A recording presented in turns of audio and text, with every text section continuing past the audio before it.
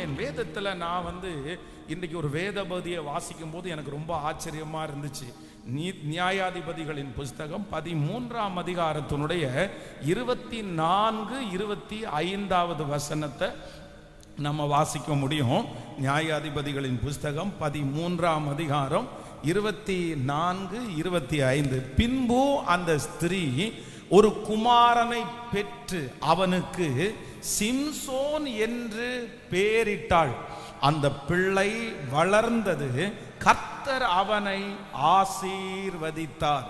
கர்த்தருடைய பிள்ளைகளே, இந்த இடத்துல ரொம்ப அழகாய் சொல்லப்பட்டிருக்கிறது. பின்பு அந்த ஸ்திரீ ஒரு குமாரனை பெற்று. அப்படின்னா அந்த ஸ்திரீ அப்படின்ற எழுதியிருக்கிற இடத்துல இந்த இனத்தை சேர்ந்தவள், இந்த குடும்பத்தை சேர்ந்தவள், இவனுடைய தகப்பனாருடைய பெயர் இது, இவங்க தாயார் இப்படி வந்தாங்க, இவங்களுக்கு இந்த சகோதரர்கள் இருக்கிறார்கள், இப்படி இந்த ஸ்திரீயை குறித்து பார்த்தீங்கன்னா எந்த அறிமுகமே இல்லை. அவருடைய பேருக்கு பின்னாடி அதுவும் சொல்ல போனா இந்த இடத்துல அந்த ஸ்திரீயினுடைய பெயர் கூட இங்கே குறிப்பிடப்படவில்லை. ஆனா இந்த ஸ்திரீயினுடைய கணவனாருடைய பெயர் குறிப்பிடப்பட்டிருக்கிறது, மனோவா அப்படின்னு குறிப்பிடப்பட்டிருக்கிறது. ஆனா இந்த ஸ்திரீயினுடைய பெயர், அவருடைய குடும்பம், எந்த இடத்தை சேர்ந்தவர்கள் எதுவுமே சொல்லப்படலை. ஆனா நான் வாசிக்கும் போது ரொம்ப ஆச்சரியமா இருந்துச்சு. அந்த ஸ்திரீ ஒரு குமாரனை பெற்று அவனுக்கு சிம்சோன் என்று பெயரிட்டாள். அந்த பிள்ளை வளர்ந்தது, கர்த்தர் அவனை ஆசீர்வதித்தார். ஆமென். தனக்கு ஒரு பேர் இல்லை, தனக்கு ஒரு அட்ரஸ் இல்லை, தனக்கு ஒரு குடும்ப பின்னணி இல்லை. ஆனா வேதம் சொல்லுது, இந்த ஸ்திரீயை ஆண்டவர் இன்னொரு தேசத்திலே வல்லமையான ஒரு தீர்க்கதரிசியினுடைய, ஒரு பெரிய ஊழியக்காரனுடைய, ஒரு மிகப்பெரிய பராக்கிரமசாலியினுடைய பேரை வைக்கிற அளவிற்கு கர்த்தர் அவளை ஆசீர்வதித்தார். நான் இந்த 2வது நாளை நான் எப்படி துவங்க போறேன் அப்படின்னு சொன்னா, நான் நம்புறேன் உங்களுடைய வாழ்க்கையில ஒருவேளை சிலருடைய வாழ்க்கையில அட்ரஸே இல்லாம இருக்கலாம். அப்படின்னா உங்களுடைய பெயர் எந்த இடத்திலையும் குறிப்பிடப்படாதவர்களா இருக்கலாம். உங்களுடைய வம்சம் இந்த ஸ்திரீயை போல உங்க வாழ்க்கை இருக்கலாம். ஆனா நான் நம்புறேன், இந்த ஸ்திரீ ஒரு பராக்கிரமசாலியை பெற்று அவனுக்கு பெயர் வைக்கிற அளவிற்கு கர்த்தர் அந்த ஸ்திரீயை பயன்படுத்த முடியுமானால், அநேகருடைய வாழ்க்கையிலே நீங்கள் ஒருவேளை சாதனை இல்லை என்று நினைக்கலாம், வருத்தத்தோடு இருக்கலாம். ஆனால் கர்த்தர் மற்றவர்களுக்கு ஒரு பிரயோஜனமுள்ள பாத்திரமாய் உங்கள் மூலமாய் கர்த்தர் அநேகரை ஆசீர்வதிப்பேன் என்று கர்த்தர் வாக்கு கொடுக்கிறார். நம்புறவங்க கரங்களை தட்டி, முழு பலத்தோட கரங்களை தட்டி ஆமென் ஆமென், ஸ்தோத்திரம் ஸ்தோத்திரம் ஸ்தோத்திரம், முழு பலத்தோட சொல்லுங்க. நான் நம்புறேன், நான் நம்புறேன், நான் முழு பலத்தோட நம்புறேன், நான் முழு பலத்தோட நம்புறேன். அநேகருக்கு ஹல்லேலூயா. நம்முடைய பின்னணியை கேட்டா தெரியாம இருக்கலாம், நம்முடைய படிப்பு சொல்லி கொள்ளுகிறது மாதிரி இல்லாம இருக்கலாம். ஆனா நான் இன்றைக்கு இந்த ஆரம்பத்துல சொல்ற வார்த்தை தீர்க்க தரிசனமான வார்த்தை. அந்த அம்மாவுக்கு எவ்வளவு பெரிய வெளிப்பாடு பாருங்க. ஆண்டவர் சிம்சோன் அப்படின்னு பேர் வைங்க அப்படின்னு சொல்லல. இப்ப அவனுடைய கணவனார் இந்த மாதிரி பேர் வைங்க அப்படின்னு சொல்லல. அட்ரஸே இல்லாத ஒரு சகோதரி தன்னுடைய மகனுக்கு ஒரு பேர் வைக்கிறாங்க. என்ன பேர் வைக்கிறாங்க அப்படின்னா, சிம்சோன் என்கிறதற்கு சூரியன் என்று அர்த்தம். சூரியன் அப்படின்னா என்ன அப்படின்னா, இதுவரைக்கும் என்னுடைய வாழ்க்கையிலே இருந்த இருள்களை ஆண்டவர் வெளிச்சமாய் மாற்றினார். நான் நம்புறேன், நீங்க ஒரு பேர் வைப்பீங்க, அது இருளை விலக்கி வெளிச்சத்திற்கு உங்களை கொண்டு வந்தது என்கிற ஒரு சாட்சியை நான் சொல்ல நம்புறவங்க முழு பலத்தோட ஆமென். கர்த்தர் என்னை பற்றி சொல்லிக் கொள்வதற்கு எதுவுமே இல்லை என்றாலும் ஹல்லேலூயா, கர்த்தர் இந்த வெறுமையான பாத்திரத்தை விலையேற பெற்ற பாத்திரமாய் மாற்றுவார். அப்படியே கைகளை மேல உயர்த்தி, தேங்க்யூ ஜீசஸ். உங்களை கொண்டு ஆண்டவர் செய்ய போகிற காரியம் பெரியவைகளா இருக்க போகிறது.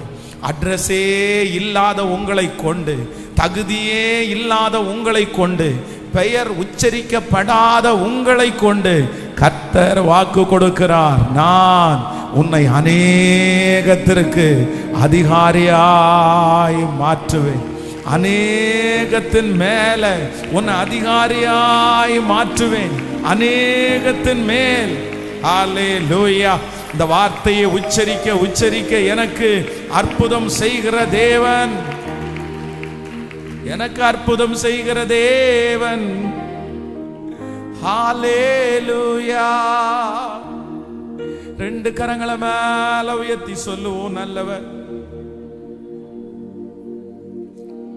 எதிர்க்கிறவர்கள் முன்பிலும் தள்ளினவர்கள் மத்தியிலையும் எனக்கு ஒரு பந்தியை ஆயத்தப்படுத்துகிற கர்த்தர், என் தலையை எண்ணெயினால் அபிஷேகம் பண்ணுகிற கர்த்தர், என் பாத்திரத்தை நிரம்பி வழிய பண்ணுகிற ஒரு நல்ல கர்த்தர். எஸ் எஸ், இது தீர்க்க தரிசனமான வார்த்தை, தீர்க்க தரிசனமான வார்த்தை. நான் யாருக்கும் பிரயோஜனமே இல்லை, நான் ஒரு பயனற்ற பாத்திரம், என் பேர் கூட யாருக்கும் தெரியாது, நான் எதுக்கு பிறந்தேன்னு கூட தெரியல. ஆனா ஆண்டவர் வாக்கு கொடுக்கிறார், சிம்சோனுடைய தாயினுடைய பெயர் உச்சரிக்கப்படாவிட்டாலும் அவள் ஒரு குமாரனை பெற்று அவனுக்கு சிம்சோன் என்று பெயர் வைத்து அந்த பராக்கிரமசாலியை இந்த உலகத்திற்கு கொண்டு வருவதற்கு ஒரு பாத்திரத்தை கர்த்தர் பயன்படுத்துவார். ஆனால் இன்றைக்கு இந்த சத்தத்தை கேட்கிற உங்களையும் கர்த்தர் வெகு சீக்கிரத்தில் பயன்படுத்துவேன் என்று கர்த்தர் வாக்கு கொடுக்கிறார். உன்னை பயன்படுத்துவேன், உன்னை கொண்டு சூரியன் என்கிற காரியத்தை ஸ்தாபித்து இருளை நான் வெளிச்சமாக்குவேன். ஹல்லேலூயா. எதிர்ப்பவர்கள் முன்பிலும் தள்ளினவர் மத்தியில் சொல்லுவோம், பந்தி ஆயத்தப்படுத்தி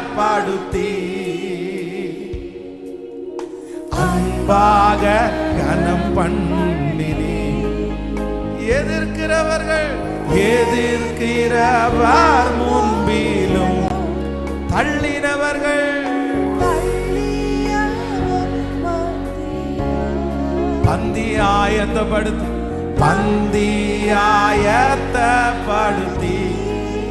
ஹல்லேலூயா, அன்பாக கனம் பண்ணினே. இப்ப கைகளை இயேசுவே, இயேசுவே, முழு பலத்தோடே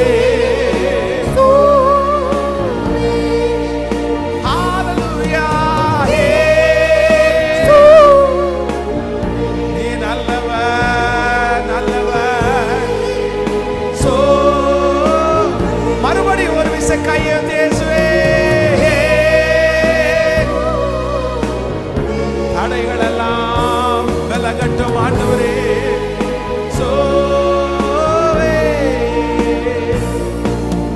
நன்றி நன்றி ஐயா, அளவில்லா அன்பிற்காக நன்றி நன்றி ஐயா, அளவில்லா அன்பிற்காக. திருக்கரம் என்னை தாங்கி கடும் பிரச்சனைகளிலும் முன்னேறி செல்வதற்கு பலத்தை நீ தந்ததினா. திருக்கரம் என்னை தாங்கி கடும் பிரச்சனைகளிலும் சொல்லுவோம், முன்னேறி செல்வதற்கு பலத்தை நீ தந்ததினா. இப்ப கைகளை வெண்ணே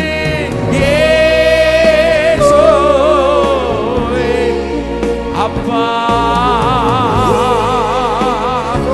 ஆண்டவரே, இந்த வார்த்தை நிறைவேறட்டும் ஆண்டவரே, இந்த வார்த்தை நிறைவேறட்டும் ஆண்டவரே.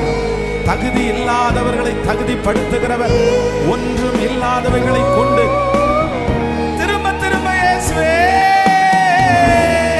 இயேசப்பா, இந்த பிரசன்னம், இந்த மகிமை ஒவ்வொருவரையும் அப்படியே அணைச்சிட்டு ஆறுதல் படுத்திட்டு, ஓ சத்தத்தை உயர்த்தி இயேசுவே நன்றி அப்பா. ஓ ஹalleluya இயேசுவே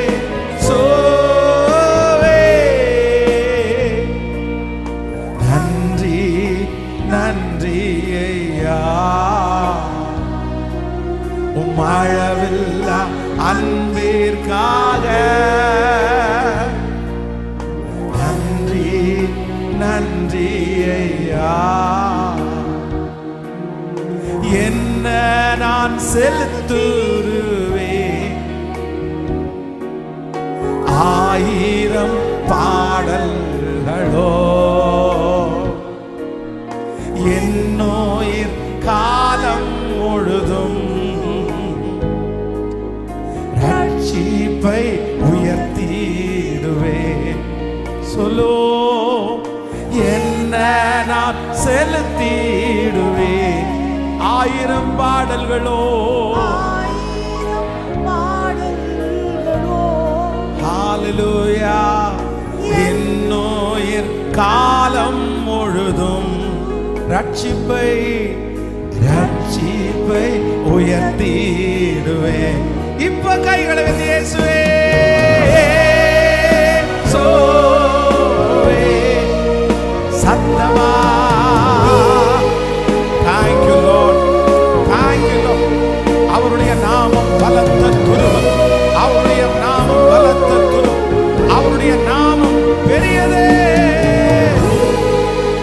சோவே திரும்ப திரும்ப இயேசுவே. அது மேலான நாமம், அது உலகத்தில் இருக்கிற எல்லா நாமத்தை காட்டிலும் மேலான நாமம். ஓ ஹalleluya நன்றி நன்றி. மழவில்லா அன்பிற்காக நன்றி நன்றி ஐயா. என் அழவில்லா அன்பிற்காக நன்றி நன்றி. ஹalleluya ஆமென். பேர் அறிவிக்கப்படாத, பேர் சொல்லப்படாத ஒரு தேவ பிள்ளைய, ஒரு மகளை ஆண்டவர் தெரிந்து கொண்டு ஒரு மிகப்பெரிய சூரியனை போன்ற ஒரு மகனுக்கு அவ்வளவு அழகான ஒரு பெயர் சூட்டி கர்த்தர் அந்த நபரை பயன்படுத்த முடியுமானா, ஆண்டவரிடத்துல இன்றைக்கு இந்த 2வது நாள் நான் என்ன ஜெபிக்கிறேன் அப்படின்னு சொன்னா, என்னையும் பயன்படுத்துவது ஆண்டவருக்கு லேசான காரியம். உங்களை ஆண்டவர் பயன்படுத்த போறார். விலாசமே இல்லாத உங்களை கர்த்தர் பயன்படுத்த போறார். அட்ரஸ் இல்லாத உங்களை கர்த்தர் பயன்படுத்த போறார். அனாதைகளா இருக்கிற சிலரை கர்த்தர் பயன்படுத்த போறார். தள்ளப்பட்ட சிலரை கர்த்தர் பயன்படுத்த போறாரு. அடுத்து தேவனுடைய கண்கள் உங்களை தான் பார்க்க போகுது. உங்க பிள்ளைகளை தான் கர்த்தர் பார்க்க வைக்க போறாரு. ஆமென். அந்த அவருடைய மனைவியை கர்த்தர் அந்த ஞானத்தை தர முடியுமானால் கர்த்தர் வாக்கு கொடுக்கிறார், நான் உங்களுக்கும் உங்கள் பிள்ளைகளுக்கும் அந்த ஞானத்தை கர்த்தர் தந்து ஆண்டவர் பயன்படுத்துகிற நாள் சீக்கிரமாய் வரப்போகிறது. ஹல்லேலூயா ஆமென். தேவனே, நீர் என்னை பயன்படுத்த போகிறதற்காக நன்றி. அந்த அதிகாரத்திலே வாசிக்கும் போது நீங்க 13ஆம் அதிகாரத்தினுடைய அப்படின்னா 13ஆம் அதிகாரம் 2வது வசனத்தை வாசிப்பீர்கள். ஆனால் 13ஆம் அதிகாரத்தினுடைய 2வது வசனத்தை வாசிக்கும் போது, அப்பொழுது தான் வம்சத்தானாகிய சோரா ஊரானாகிய ஒரு மனுஷன் இருந்தான். அவன் பெயர் மனோவா. அவன் மனைவி பிள்ளை பெறாத மலடியா இருந்தாள். நல்லா கவனிங்க, இந்த வசனத்தை இன்னொரு குட்டையும் கூட வாசிங்க. அப்பொழுது தான் வம்சத்தானாகிய சோரா ஊரானான ஒரு மனுஷன் இருந்தான். அவன் பெயர் மனோவா. அவன் மனைவி பிள்ளை பெறாத மலடியா இருந்தாள். இப்போ கவனிங்க, ஃபர்ஸ்ட் நம்ம யாரை பார்த்தோம் அப்படின்னு சொன்னா இந்த மனோவா அவர்களுடைய மனைவி. இந்த மனோவா அவர்களுடைய மனைவி என்ன சூழ்நிலையில் இருக்காங்கன்னா, அவங்களுக்கு பிள்ளை இல்லை, அவங்க மலடின்ற ஒரு பேரை வாங்கிட்டாங்க. அவங்களுடைய பெயர் சொல்லப்படல, அவங்க ஊரு தெரியல. ஆனா ஆண்டவர் சொல்லுகிறார், கர்த்தர் அவளுக்கு ஒரு குழந்தையை கொடுத்து அந்த சமயத்திற்கு ஏற்றபடி சூழ்நிலைக்கு ஏற்றபடி பேரே இல்லாத இந்த மகள் தன்னுடைய பிள்ளைக்கு பேர் வைக்கிற அளவுக்கு கர்த்தர் பயன்படுத்தினார். இப்போ இங்கே அவங்களுடைய கணவனாரை குறித்து வேதம் சொல்லுது, அவருடைய பெயர் மனோவா. ஆனா அந்த மனுஷனை குறித்து சொல்லும் போது இப்ப என்ன சொல்லுதுன்னா, அவர் எந்த ஊரான் இல்லைன்னா எந்த வம்சத்தான் அப்படின்னா, தான் வம்சத்தான் ஆகிய சோரா ஊரானான ஒரு மனுஷன். அப்ப இந்த மனுஷனுக்கு என்ன கொடுக்கப்பட்டிருக்குதுன்னா, இவருக்கு பேரும் கொடுக்கப்பட்டிருக்கிறது. அதே நேரத்தில் இவருடைய கோத்திரத்தையும் ஆவியானவர் இங்கே எழுதி இருக்கிறார். அப்ப இந்த கோத்திரம் என்ன கோத்திரம் அப்படின்னு நீங்க வாசிக்கும் போது, நீங்க எண்ணாகமம் 2ஆம் அதிகாரத்தினுடைய 31வது வசனத்தை வாசிக்கும் போது, எண்ணாகமம் 2ஆம் அதிகாரத்தினுடைய 31வது வசனத்தை வாசிப்பீர்களே ஆனால், எண்ணப்பட்ட தானின் பாளையத்தார் எல்லாரும் 1,57,600 பேர். இவர்கள் தங்கள் கொடிகளோட பின் பாளையமாய் போக கடவார்கள். நல்லா கவனிச்சுக்குங்க, இந்த இடத்துல எண்ணப்பட்ட தானின் பாளையத்தார் எல்லாரும் 1,57,600 பேர். இவர்கள் தங்கள் கொடிகளோட பின் பாளையமாய் போக கடவார்கள். அப்போ இஸ்ரவேல் ஜனங்கள் எல்லாரும் இந்த கோத்திரங்கள் புறப்படும் போது கவனிங்க, இந்த கோத்திரங்கள் எல்லாம் புறப்படும் போது வரிசையாய் புறப்பட்டார்கள், அணி அணியாய் புறப்பட்டார்கள். ஃபர்ஸ்ட் யார் போகணும், செகண்ட் யார் போகணும், மூணாவது அப்படின்னு லைன் படி பார்த்தீங்க அப்படின்னு சொன்னா எல்லாரும் நேர்த்தியாய் போனார்கள். இப்போ நம்ம வாசித்த இந்த மனோவா அப்படின்ற இந்த பர்சன் எத்தனாவது இடத்துல இருக்கிறார்? ஃபர்ஸ்ட்ல இருக்கிறாரா, 5வது இடத்துல இருக்கிறாரா, 3வது இடத்துல இருக்கிறாரா அப்படின்னு பார்த்தா வேதம் சொல்லுகிறது, வரிசையின்படி இந்த மனோவா எங்க இருக்கிறார் அப்படின்னா பின்பாளையத்திலே, அப்படின்னா லாஸ்ட்ல, கடைசில லிஸ்ட்ல இவருடைய பெயர் எப்படி எழுதப்பட்டிருக்குன்னா கடைசியில். யாராவது பொதுவாக நம்ம பிள்ளைகளுக்கெல்லாம் பேர் வைக்கும் போது பார்த்தீங்க அப்படின்னா நிறைய பேர் ABC அதுல பேர் வச்சிருவாங்க, நிறைய பேர் ஏலேயே பேர் வச்சிருவாங்க. இந்த Z பேர் வைக்கிறவங்க எல்லாம் ரொம்ப குறைவு, அதுவும் Q அதுல பேர் வைக்கிறவங்க எல்லாம் ரொம்ப குறைவு. சில லெட்டர்ஸ்ல சில பேரே வைக்க மாட்டாங்க. ஏன் வைக்க மாட்டாங்க அப்படின்னு சொன்னா, நிறைய பேர் இந்த ABC அதுல பேர் வைக்கிறதுக்கு காரணம் என்னன்னா, எங்க போனாலும் ஆல்பபெட்டிக் பிரகாரமாக ஃபர்ஸ்ட் எதுதான் நிற்கும் சொல்லுங்களேன்? அந்த AB. நம்ம எது பண்ணாலுமே மேல இருந்து ABC தான் வரும். அதனால இது அட்டெண்டன்ஸ் எடுக்கும்போது கூட நிறைய பேர் ABC அந்த மாதிரி தான் வரும். ஆனா இந்த கடைசி பெஞ்சில் இருக்கிறவங்க, கடைசி எழுத்துல இருக்கிறவங்க, லாஸ்ட்ல இருக்கிறவங்க, இவங்களுக்கு நிறைய நேரத்துல நிறைய ஆசீர்வாதங்கள் என்ன ஆயிரும் அப்படின்னா அப்படியே மிஸ் ஆயிரும், நிறைய அவங்களுக்கு கிடைக்காது. அவங்களுடைய வழக்கத்தின்படி அவங்களை எங்க எழுதியிருக்குன்னா கடைசியில எழுதப்பட்டிருக்கிறது. இந்த மனோவா தான் கோத்திரம் என்கிறது கடைசியில பின்பாளையத்திலிருந்து இருக்கிறவன், பின்பாளையத்தினுடைய வரிசையில இருக்கிறவன். ஆனா ஆண்டவர் என்ன பண்றாருன்னா, இப்போ பின்பாளையத்திலே இருக்கிற அந்த மனோவாவை தேசத்தினுடைய ரட்சிப்பிற்காக, விடுதலைக்காக ஒரு சிம்சோனை கர்த்தர் தருகிறார். பின்னாடி இருந்த அந்த மனிதனை ஆண்டவர் முன்பாக எடுத்துட்டு வராரு. இந்த 2வது நாடுல கர்த்தருடைய தீர்க்க தரிசனமான வார்த்தை உங்களை தேடி வருகிறது. சட்டத்தின்படி நீங்க பின்னாடி இருக்கலாம், எழுத்தின்படி நீங்க பின்னாடி வரிசையில உட்கார்ந்துட்டு இருக்கலாம், உங்க குடும்ப காரியத்தின்படி நீங்க பின்னாடி உட்கார்ந்துட்டு இருக்கலாம்.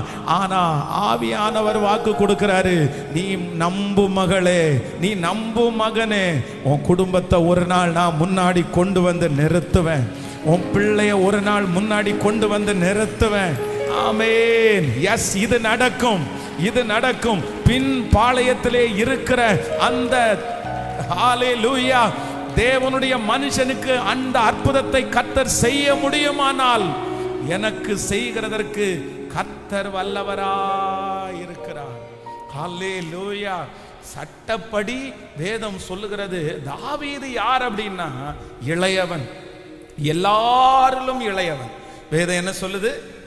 எல்லாரிலும் இளையவன். அப்படின்னா அதனாலதான் அவங்க அப்பா அதை பெரிய கேரா எடுக்கவே இல்லை. நீ எல்லாருலையும் சின்ன பையன், எல்லாருலையும் சின்ன பையன். மூத்தவங்க இருக்காங்கல்ல, முன்னாடி படிச்சவங்க இருக்காங்கல்ல, பராக்கிரமசாலிகள் இருக்காங்கல்ல, அவங்க எல்லாம் போட்டோம், அவங்கள தெரிஞ்சு எடுத்துக்கிட்டோம். நீ இப்ப சின்ன பையன், உனக்கு ஒண்ணும் தெரியாது.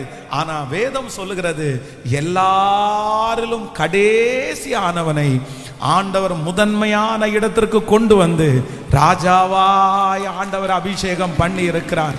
நான் விசுவாசிக்கிறேன், நான் இந்த வார்த்தையை நம்புறேன். ஆண்டவருடைய கரம் அதை செய்ய போகிறது. இந்த சத்தத்தை கேட்டுட்டு இருக்கிற நிறைய பேருடைய பிள்ளைங்க பின்னாடி கிடக்குறாங்க. பாஸ்டர், என் பையனுடைய லிஸ்ட் பின்னாடி இருக்குது, என்னுடைய பையனுடைய வாழ்க்கை பின்னாடி இருக்கிறது, என் குடும்பம் ரொம்ப பின்தங்கி இருக்கிறது. எல்லாரும் முன்னாடி போறாங்க, எல்லாருக்கும் முன்னாடி வாய்ப்பு இருக்குது, எல்லாரும் பார்த்த உடனே கண்டுபிடிச்சிருவாங்க. ஆனா நான் ரொம்ப பின்தங்கிய நிலைமையில, ரொம்ப பேக்வேர்டா, பின்னாடி கடைசில நான் இருக்கிறேன். நான் இதெல்லாம் தாண்டி எப்ப மேல வருவேன், அடுத்து எப்ப என்னுடைய பெயருக்கு மடியில சீட்டு விழும், நான் எத்தனை வருஷம் தாண்டி மேல வருவேன். ஆனா ஆண்டவர் சொல்றாரு, மனோவாவை கர்த்தர் பின்பாக இருந்து எந்த மனுஷனுடைய வார்த்தையும் இல்லாமல் முன்னணியிலே கர்த்தர் கொண்டு வருவானால் அவருடைய கரம், அவருடைய வல்லமை பின்பாக தள்ளப்பட்டிருக்கிற உங்களை முன்னாடி கொண்டு வந்து நிற்க வைக்க போகிறது. கர்த்தர் சொல்லுகிறார், ஆமென். உன்னை நான் குப்பையில் இருந்து எடுத்து ராஜாக்களோடு அமர பண்ணுவேன். உங்க பிள்ளைய ராஜாக்களோடு கர்த்தர் அமர பண்ண போகிறார். உங்களையும் என்னையும் கர்த்தர் முதன்மையான இடத்துல அமர பண்ண போகிறார். நம்புறவங்க கரங்களை தட்டி ஆமென், ஆமென், ஆமென். நான் விசுவாசிக்கிறேன், நான் விசுவாசிக்கிறேன், நான் விசுவாசிக்கிறேன். ஹல்லேலூயா. இன்றைக்கு இருக்கிற சூழ்நிலையை பார்க்கவே வேண்டாம். எனக்கு இந்த வசனத்தை வாசிக்கும் போது அவ்வளோ பெலனா இருந்துச்சு, அவ்வளோ பெலனா இருந்துச்சு. ஆமென். அந்த லிஸ்ட்டை வச்சிருக்கிறவங்க எப்படி கூப்பிட்டுருப்பாங்கன்னு நினைக்கிறீங்க? ஏதாவது அடுத்த இந்த ராஜ்யத்தில் அடுத்து ஒரு மனுஷனா ஆண்டவர் எழுப்ப போறாரு. மீதியானுடைய கையிலிருந்து ரட்சிப்பதற்காக ஒரு கோத்திரத்திலிருந்து ஒரு பர்சன் எழும்பணும் அப்படின்னு சொன்னா, யாராவது ஒரு தலைவனிடத்துல போய் பேர் எழுதிட்டு வாங்கன்னு சொன்னா அவர் எங்க எழுதுவார் தெரியுமா? கிட்டத்தட்ட 20 லட்சம் பேர் இந்த தான் கோத்திரத்துக்கு போகணும்னா லாஸ்ட்ல போகணும். அவங்க டிராவல் பண்ணி வர்றதுக்கே 10 நாள் 20 நாள் ஆயிரும். அவனை போய் எங்க சந்திக்கிறது, அவனை போய் எங்க பாக்குறது? அவங்க அந்த லாஸ்ட்ல வந்துட்டு இருக்கிறாங்க. முன்னாடி இருக்கிற ஒருத்தனை கூப்பிடுப்பா, ஃபர்ஸ்ட்ல இருக்கிற ஒருத்தரை கூப்பிடுப்பா. உலகத்திலே இருக்கிற மனுஷனா இருந்தா இதுவரைக்கும் முதன்மையானவர்களை தான் கூப்பிட்டுருப்பாங்க. நீங்க சந்திச்ச மேனேஜர், நீங்க சந்திச்ச சொந்தக்காரங்க, நிறைய இடங்களில உங்களுக்கு முன்னாடி இருக்கிற நிறைய பேருக்கு மதிப்பு கொடுத்திருக்கலாம், கனம் கொடுக்கப்பட்டிருக்கலாம், ஒருவேளை ஆசீர்வாதங்கள் கொடுக்கப்பட்டிருக்கலாம். நீங்களும் உங்களுடைய பிள்ளைகளும் பின்னுக்கு தள்ளினது போல ஒரு சூழ்நிலை வரலாம். ஆனா இந்த வார்த்தையை நீங்க நம்புங்க, இந்த வார்த்தையை விசுவாசிங்க. ஒருத்தரை கர்த்தர் ஒரு மனோவாவை தேடுறாரு. அந்த மனோவாவை முன்னாடி கிடையாது, 2வது கோத்திரத்துல கிடையாது, கொடி அந்த லாஸ்ட்ல கடைசில கொடியை தூக்கிட்டு நிற்கிற அந்த மனோவாவை கர்த்தர் இன்னைக்கு தேடி வந்திருக்கிறார். 2 கரங்களையும் மேல உயர்த்தி இந்த வார்த்தையை நான் நம்புறேன் ஆண்டவரேன்னு சொல்லுங்க. முழு பலத்தோட சத்தத்தை உயர்த்தி கர்த்தர் கிரியை செய்ய ஆரம்பிச்சிட்டாரு. ஆண்டவர் கிரியை செய்ய ஆரம்பிச்சிட்டாரு. கர்த்தருடைய கண்கள் உங்கள் மேல் நோக்கமா இருக்க போகுது. கர்த்தருடைய சத்தம் உங்களுக்கு நேராய் தொனிக்கப்படுகிறது. ஓ, பின்னுக்கு தள்ளின நிறைய பேரை கர்த்தர் முன்னணியிலே கொண்டு வர சித்தமா இருக்கிறார். ஜெபம் சத்தத்தை உயர்த்தி நான் நம்புறேன் ஆண்டவரே, இது ஊழியக்காரர் மூலமாய் வருகிற தேவனுடைய வார்த்தை, தேவனுடைய வார்த்தை. என் வம்சத்துல ஆண்டவர் என்ன முன்னணியில கொண்டு வர போறாரு, என் குடும்பத்துல ஆண்டவர் என்ன முன்னணியில கொண்டு வர போறாரு, என் பிள்ளைய ஆண்டவர் முன்னாடி கொண்டு வர போறாரு. அவங்க முன்னாடி என் பிள்ளை தலை நிமிர்ந்து நிற்கும். அவங்க முன்னாடி என் பிள்ளைய கர்த்தர் சாட்சியா நிறுத்துவார். ஒதுக்கப்பட்ட என்னுடைய பிள்ளையினிடத்துல கர்த்தருடைய கரம் கடந்து வரும். நீங்க ஜெபம் பண்ண ஆண்டவருடைய அற்புதம் நடக்கட்டும். சொல்லுங்க முழு பலத்தோடு ஹல்லேலூயா. இயேசுவே சத்தம் ஜெபம் பண்ண. இது கர்த்தர் உங்களுக்காய் சொல்லுகிற வார்த்தை, உங்களுக்காய் சொல்லுகிற வார்த்தை. எஸ் எஸ் எஸ் ஆமென் ஆமென் ஆமென் ஆமென். இயேசுப்பா இப்ப அந்த காரியத்தை நீர் செய்ய போகிறதற்காக நன்றியப்பா, நன்றியப்பா. காற்றை நாம் காண மாட்டோம், மழையை பார்க்க மாட்டோம், ஆனாலும் எங்கள் வாய்க்கால்களை தண்ணீரால் நிரப்ப பண்ணுகிற கர்த்தர் எங்களோடு கூட நீர் இருக்கிறீர், எங்களோடு கூட இருக்கிறீர். ஹல்லேலூயா ஹல்லேலூயா. காற்றை நாம் காண மாட்டோம், மழையையும் பார்க்க மாட்டோம். காற்றை நாம் காண மாட்டோம், மழையையும் பார்க்க மாட்டோம். வாய்க்கால்கள் நிரப்பப்படும், இன்று வாய்க்கால்கள் நிரப்பப்படும். இயேசுவின் பிள்ளைகள் நாங்கள் எப்போதும் மகிழ்ந்திருப்போம். இயேசுவின் பிள்ளைகளே எப்போதும் மகிழ்ந்திருங்க. இயேசுவின் பிள்ளைகள்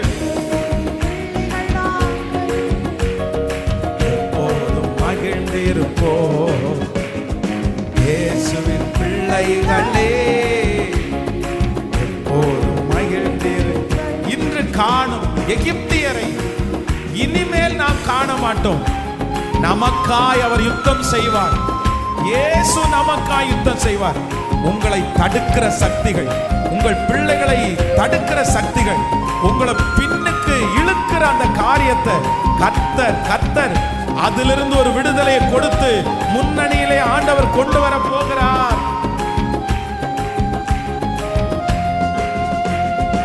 இன்று காணும் எகிப்தியரை இனிமேல் காண மாட்டோம்.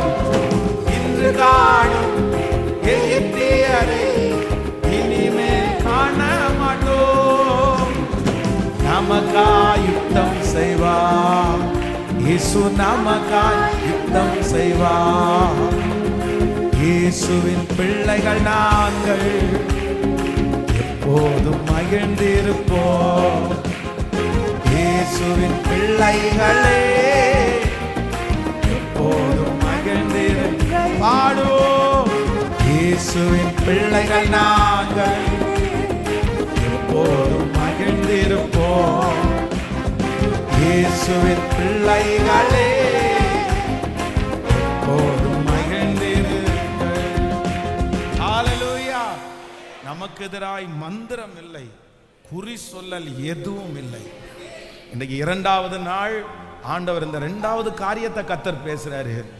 உங்களை பின்னுக்கு இழுக்கிற சக்திகளை ஆண்டவர் முறியடித்து உங்களை எப்படி கொண்டு வர போறாருன்னா கர்த்தர் முன்னாடி கொண்டு வர போறார். இது தீர்க்க தரிசனமான வார்த்தை. இந்த 100 days ஜெபம் முடியும் போது நான் விசுவாசிக்கிறேன் ஆண்டவர் என்ன செய்ய போறாருன்னா நம்மளை கர்த்தர் முன்னணியிலே நிக்க வைக்க போறார். கர்த்தர் முன்னாடி நிக்க வைக்க போறாரு. நம்முடைய தேவனுக்கு ஒரு சக்தி இருக்கிறது, நம்முடைய தேவனுக்கு ஒரு வல்லமை இருக்கிறது. என்ன வல்லமைன்னா பின்னுக்கு தள்ளப்பட்டவர்களை, ஒதுக்கப்பட்டவர்களை எடுத்து ராஜாக்களோடு அமரக்கூடிய வல்லமை அவருக்கு இருக்கு. நான் ஆராதிக்கிற அப்பாவுக்கு இருக்குது, தேவனுக்கு இருக்குது. இதை நீங்க நம்புங்க, இதை நீங்க நம்புங்க. எவ்வளவு சக்திகள் வந்தாலும் நீங்க இன்னைக்கு ஜபத்தோட அந்த வார்த்தையை கேட்கணும். ஆண்டவரே எனக்கு ஒரு கிருபை தாங்க ஆண்டவரே. தான் கோத்திரத்துல கடைசில இருந்த மனோவாவை உங்க கண்ணு கண்டுருச்சுல்ல, நீங்க அங்கே இருந்து முன்னாடி எடுத்துட்டு வந்தீங்கல்ல. அத்தனை பேரும் எத்தனை பேர் பொதுவாகவே நம்ம பாருங்களேன், நிறைய பேர் எங்க நிக்கிறதுக்கு தான் முயற்சி எடுப்பாங்கன்னா முன்னாடி மோதி அடிச்சுட்டு, சாப்பாடுக்குன்னா உடனே முன்னாடி நிற்பாங்க, ஏதாவது ஒரு பொருள்னா முன்னாடி அந்த ஃபர்ஸ்ட் லைன்ல நிக்கிறதுக்கு அவ்வளோ ஆசைப்படுவாங்க. அந்த மாதிரி ஆட்களுக்கு தான் எல்லாம் கொடுக்கவும் படும். ஆனா ஆண்டவர் மட்டும் ரொம்ப வித்தியாசமான கர்த்தர். நான் நம்புறேன் இந்த 2வது நாள் கர்த்தர் உலாவுகிறார். இந்த இடத்துல அவருடைய பிரசன்னம் இருக்கிறது. அவர் வாக்கு கொடுக்கிறாரு, நான் உன்னை முன்னாடி நான் உன்னை கொண்டு வருவேன். ஹல்லேலூயா.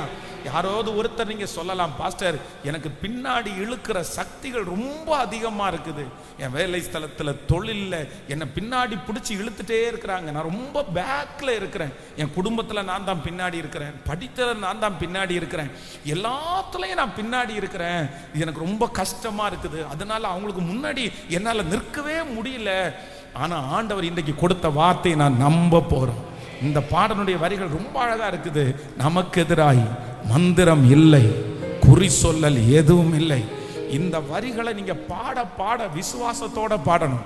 எப்படி பாடணும்னா, ஒரு ஏசப்பா வர்றாரு, பின்னாடி நிக்கிற உங்க கையை பிடிக்கிறாரு, நீ வா, உன்னை முன்னாடி கொண்டு வந்து உட்கார வைக்கிறேன்.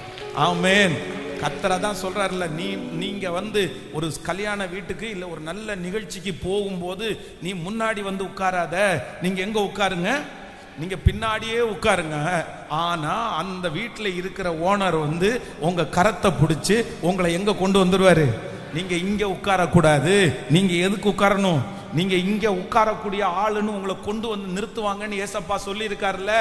அப்போ எந்த இடத்துல போனாலும் ஒரு ஆண்டவருடைய பிள்ளை வந்து நீங்களா முன்னாடி போக கூடாது, நீங்களா முன்னாடி நிக்கிறதுக்கு ஆசைப்படக்கூடாது. சிலர் வந்து ரொம்ப இதுல வந்து இதுவா இருப்பாங்க, அப்படின்னா மைக்க பிடிக்கணும், இது தவறாக அல்ல. ஸோ அந்த எதுக்கு எடுத்தாலுமே பேதுருவை போல எல்லாத்துலயுமே முன்னாடி நிக்கணும்னு நினைச்சு, ஆனா கடைசியில் அவர்களால் நிற்க முடியாது. ஆனா நான் என்ன நம்புறேன் அப்படின்னு சொன்னா, நீங்க ஜோம் பண்ணுங்க, ஆனா நீங்க ஒதுங்கி கூட நில்லுங்க. நீங்க பின்னாடி செலக்ட் பண்ணுங்க, அப்படி எல்லாருக்கும் தெரியணும் அப்படின்னு நீங்க முன்னாடி காமிக்கணும் அப்படின்னு நினைக்க வேண்டாம். நீங்க ஒதுங்க, நீங்க பின்னாடி அப்படியே மறைக்க நான் சொல்லுகிறேன், மலையின் மேல் இருக்கிற பட்டணம் மறைந்திருக்க மாட்டாங்க. நீங்க கர்த்தருக்குள்ளதானே இருக்கிறீங்க. இந்த ஒரு சுபாவம் ஆண்டவருடைய பிள்ளைகள் எல்லாருக்குமே வரணும். உலகத்துல இருக்கிறவங்களுக்கு இது கிடையாது. அவங்க எல்லாத்துலயும் என்ன நினைக்கிறாங்க அப்படின்னு சொன்னா, நம்ம முன்னாடி நின்னாதான். பாருங்க, சில ஒரு விஷயத்துல வந்து ஒரு நாள் வந்து ஒரு கட்சி தலைவரிடத்துல ஒரு சின்ன வீடியோ ஒன்று போட்டிருந்தாங்க. அந்த வீடியோவுக்கு பின்னாடி பாத்தீங்கன்னா ஒரு நபர், அவர் வந்து சிரிக்கிறாரு, அவர் வந்து அந்த மாதிரி பண்றத நோட் பண்ணி ரவுண்ட் பண்ணி காமிச்சாங்க. அதே மாதிரி ஒரு வீடியோ அல்ல, கிட்டத்தட்ட பாத்தீங்க அப்படின்னா ஒரு 15 வீடியோ பக்கத்துல அவர் பின்னாடியே நிக்கிறத ரவுண்ட் பண்ணி காமிக்கிறார். இவருக்கு என்ன வேலை அப்படின்னு சொன்னா, இந்த கேமரா இருக்கு பாருங்களேன், இந்த கேமராவில் எந்த இடத்துல நின்னா நான் தெரிவேன்னு இவர் மனசுல நினைச்சிட்டு, அப்போ முன்னாடி நிக்கிற இந்த தலைவரை பார்க்கும் போதே யாரை பாத்திரணும், என்ன பாத்திரணும்னு சொல்லி எப்போ பார்த்தாலும் போய் கேமரா ஆங்கிலே அவர் நின்று இருக்காரு. 10-20 போட்டோ அப்படியே வச்சு ஃபங்க்ஷன்ல இப்படி கடைசியில் பார்த்தீங்கன்னா அவர் அதை விட்டு விலக்கிட்டாங்க. அப்போ உலகத்திலே ஒன்று நினைங்கள், நீங்க வந்து முன்னாடி இந்த மாதிரி நம்மளை காமிச்சுக்கணும்னு நினைக்க வேண்டாம். ஏசப்பாவே மனோவாவை யார் முன்னாடி கொண்டு வந்து நிறுத்தினா, ஜோஷுவாவை யார் முன்னாடி கொண்டு வந்து நிறுத்தினா? வேதம் சொல்லுது, என்னைக்காவது ஒரு டைம் மோசே வந்து கொண்டு வந்து ஜோஷுவா நிப்பாட்டினாரா? கிடையவே கிடையாது. முதல்ல ஊழியக்காரனாகிய மோசையின் ஊழியக்காரனாகிய ஜோஷுவா, அதுக்கப்புறம் கர்த்தரின் ஊழியக்காரனாகிய ஜோஷுவாவா மாறலையா?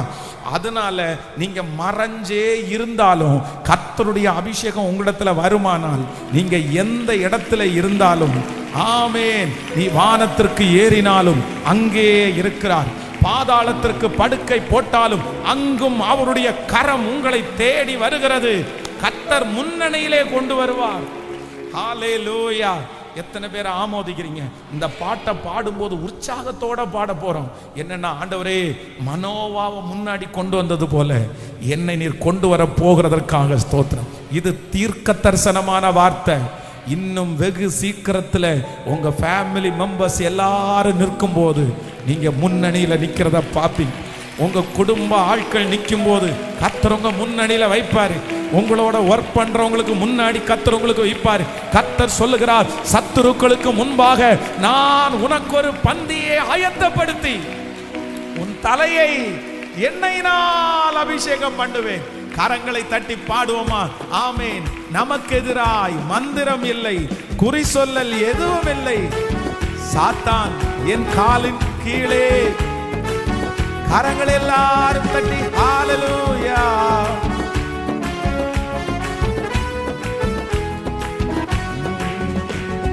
நமக்கு எதிராய் மந்திரம் இல்லை, குறி சொல்லல் எதுவும் இல்லை.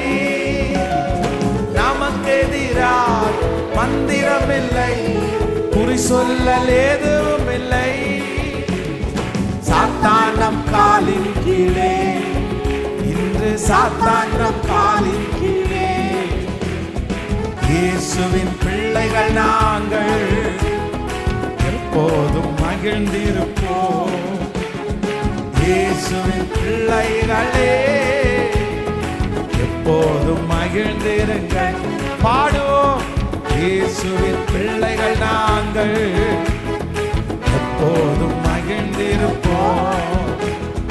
இயேசுவின் பிள்ளைகளே எப்போதும் மகிழ்ந்திருங்கள். எதை நினைத்தும் கலங்காமல் எப்போதும் ஸ்தோத்தரிப்போம். எதை நினைத்தும் கலங்காமல் எப்போதும் ஸ்தோத்தரிப்போம். நாம் எப்போதும் ஸ்தோத்தரிப்போம். நாம் எப்போதும் ஸ்தோத்தரிப்போம். இயேசுவின் பிள்ளைகள் நாங்கள் எப்போதும் மகிழ்ந்திருப்போம். இயேசுவின் பிள்ளைகளே எப்போதும் மகிழ்ந்திருங்கள். ஹல்லேலூயா, ஆமென். இந்த இரண்டாவது நாளில் ஆண்டவர் ஒரு நல்ல வார்த்தை என்னுடைய இருதயத்திலே கத்த தந்தார். நீங்கள் ஆதியாகமம் 16வது அதிகாரத்தினுடைய 13வது வசனத்தை நம்ம வாசிக்க போறோம். ஆதியாகமம் 16வது அதிகாரத்தினுடைய 13வது வசனம். அப்பொழுது அவள் என்னை காண்பவரை நானும் இவ்விடத்தில் கண்டேன் அல்லவா என்று சொல்லி தன்னோடே பேசின கர்த்தருக்கு நீர் என்னை காண்கிற தேவன் என்று பெயரிட்டாள். கர்த்தருடைய பிள்ளைகளே, இந்த இரண்டாவது நாள் ஆண்டவர் நமக்கு கொடுக்கிற ஒரு நல்ல வாக்குத்தத்தம் என்ன அப்படின்னு சொன்னா, அவர் நம்மை காண்கிற தேவன். அவர் நம்மை காண்கிற தேவன். அவர் உங்களை காண்கிற தேவன். அவர் உங்கள் பிரச்சனைகளை காண்கிற தேவன். நீங்கள் கடந்து போகிற சூழ்நிலையை காண்கிற தேவன். கர்த்தராகிய ஆண்டவர் வாக்கு கொடுக்கிறார். அவருக்கு மறைவானது உங்களுடைய என்னுடைய வாழ்க்கையிலே ஒன்றுமே இல்லை. அவர் உங்கள் பிள்ளைகளை காண்கிறார். அவர் உங்கள் சூழ்நிலைகளை காண்கிறார். அவர் உங்களை வருத்தத்தை காண்கிறார். கர்த்தர் இன்றைக்கு வாக்கு கொடுக்கிறார், நான் உன்னை காண்கிற தேவன். ஹல்லேலூயா. ஒரு அடிமை பெண்ணாகிய ஆகார் இந்த இடத்துல ஆண்டவருக்கு ஒரு பெயர் வைக்கிறார். அப்படின்னா பொதுவாக வேதத்துல ஆண்டவர் நிறைய பேருடைய பெயரை சொல்லி இருக்கிறார். அதே போல நிறைய தகப்பனார் தன்னுடைய பிள்ளைகளுக்கு பெயர் வைத்திருக்கிறார்கள். சில தாயார்கள் கூட பிள்ளைகளுக்கு பெயர் வைத்திருக்கிறார்கள். ஆனா ஆண்டவருக்கு பெயர் வச்சதுல மிக முன்னணியில நிற்கிறது யார் அப்படின்னா, வேதம் சொல்லுகிறது இந்த ஆகார். ஆண்டவருக்கே ஒரு பெயர் வைக்கிறாங்க. என்ன பெயர் வைக்கிறாங்க அப்படின்னு சொன்னா, நீர் என்னை காண்கிற தேவன். நம்ம நிறைய இடத்துல இன்னைக்கு இந்த உலகத்துல பார்க்கும்போது நீங்க கண்காணிப்பில் இருக்கிறீர்கள் அப்படின்னு நிறைய இடத்துல போர்டு பார்த்திருப்போம். பாருங்க, சிசிடி கேமரா மாட்டி அந்த போர்டு, அந்த சிசிடி கேமராவுக்கு கீழே ஒரு வாக்கியம் எழுதியிருப்பாங்க, நீங்கள் கண்காணிக்கப்படுகிறீர்கள், நீங்கள் கண்காணிக்கப்படுகிறீர்கள். அப்படின்னா எதையாவது ஒரு பிரச்சனை வரும்போது அந்த கம்பெனியில இருக்கிறவங்க என்ன சொல்லுவாங்க அப்படின்னு சொன்னா, கேமராவை செக் பண்ணுங்களேன், சிசிடியை செக் பண்ணுங்களேன். போலீஸ் ஏதாவது கேட்கணும்னா கூட அந்த சிசிடி கேமரா இருக்கா, அதுல செக் பண்ணலாமா அப்படின்னுவாங்க. ஆனா உலகத்திலே திருடு செய்கிறவர்களை கேமரா மூலமா கண்டுபிடிச்சிடுறாங்க. எத்தனை மணிக்கு வந்துட்டாங்க அப்படின்றத கண்டுபிடிச்சிடறாங்க. ஆனா உலகத்திலே இருக்கிற எந்த கண்டுபிடிப்புகளாலும் கண்டுபிடிக்க முடியாத ஒண்ணு இருக்குது. கண்டுபிடிக்க முடியாத ஒண்ணு இருக்குது. என்னதான் நீங்க என்னுடைய கண்காணிப்புக்குள்ளே இருக்கிறீர்கள் என்று சொன்னாலும் அந்த ஆபீஸுக்கு உள்ள வர்ற மனுஷனுடைய தோற்றத்தை அவங்க கண்டுபிடிச்சிடலாம், அவருடைய உருவத்தை கண்டுபிடிச்சிடலாம். ஆனா அவருடைய மனசுக்குள்ள என்ன ஓடுது, அவருடைய சிந்தனையில என்ன இருக்குது, அவர் என்ன கஷ்டத்துல இருக்கிறாரு, அவர் கடந்து போகிற சூழ்நிலை என்ன, எந்த பாதையில் அவர் பிரயாணம் பண்றாருன்னு உலகத்துல இருக்கிற எந்த சிசிடி கேமராவும் கண்டுபிடிக்கவே முடியாது.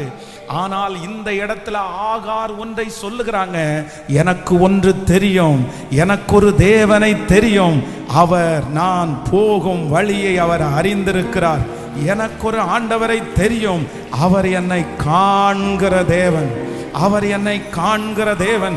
என் புருஷன் காணாமல் இருக்கலாம், என் மனைவி காணாமல் இருக்கலாம், என்னை சுற்றி இருக்கிற யாருமே என்னை சரியாய் கண்டுபிடிக்க முடியாமல் இருக்கலாம், ஆனால் பரலோகத்தின் தேவனாகிய கர்த்தர் வாக்கு கொடுக்கிறார், நான் உன்னை காண்கிற தேவன்.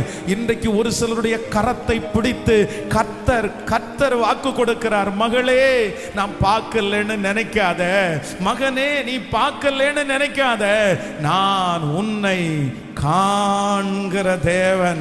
நல்ல கரங்களை தட்டி முழு பலத்தோடு முழு பலத்தோடு முழு பலத்தோடு ஆமென்.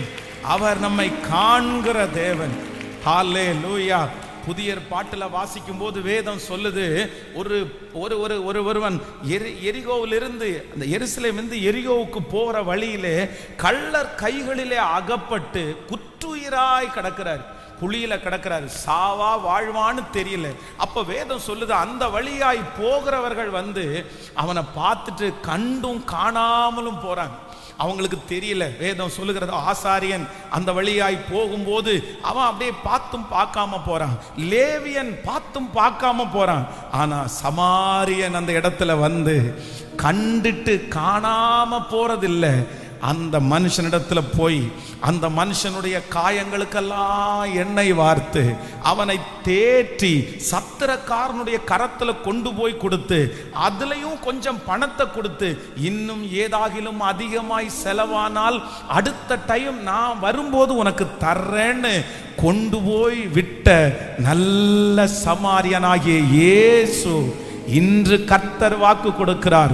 உங்களை சுற்றி இருக்கிறவங்க நிறைய பேர் பார்த்தும் பார்க்காதது மாதிரி போலாம், கண்டும் காணாம போலாம். பாஸ்டர் என்ன அவங்களுக்கு தெரியுது, நான் கடந்து போற பாதை அவங்களுக்கு தெரியுது, சிச்சுவேஷன் எனக்கு தெரியுது, ஆனா பார்க்காதது மாதிரியே போறாங்க. இவன் என்கிட்ட உதவி கேட்டுருவானோ, இவன் எனக்கு ஹெல்ப்புக்கு என் பக்கத்துல வந்து நின்றுவானோ, அதனால அவங்களுக்கு தெரியுது, ஆனா தெரிஞ்சுக்காதது மாதிரி பேசுறாங்க, தெரிஞ்சுக்காதது மாதிரி நடிக்கிறாங்க. அப்படி நடிக்கிற மனிதர்கள் மத்தியிலே ஒரு நல்ல சமாரியனாகிய இயேசு இந்த 2வது நாளில் நம்முடைய கரத்தை பிடித்து அவர் வாக்கு கொடுக்கிறார், நான் உன்னை காண்கிற தேவன். நம்புறவங்க கைகளை மட்டும் மேல உயர்த்தி நன்றியப்பா நன்றியப்பா. இதோ எழும்ப முடியாமல் இருக்கிறவன் பிள்ளைய கர்த்தர் பார்க்கிறார், வெளியே வர முடியாமல் இருக்கிறவன் பிள்ளைய கர்த்தர் பார்க்கிறார், இருதயத்தில் வேதனையை கர்த்தர் பார்க்கிறார். கர்த்தர் வாக்கு கொடுக்கிறார், நான் உன்னை காண்கிற தேவன், நான் உன்னை காண்கிற தேவன். அவர் பார்த்துட்டு சும்மா இருக்க மாட்டார், அவர் பார்த்துட்டு மௌனமா இருக்க மாட்டார், அவர் எழும்புவார், அவர் உங்களுக்காக தீவிரிப்பார், அவர் கடந்து வருவார், அவர் அற்புதம் செய்வார். அவர் காண்கிற தேவன் உங்களை தூக்கி எடுத்து சத்திர காரணத்தில் கொண்டு போய் கொடுக்கிற வரைக்கும் கைவிட மாட்டார் என்று நம்புறவர்கள் கரங்களை மேல தட்டி முழு பலத்தோடு மேல தட்டி, நீர் எங்களை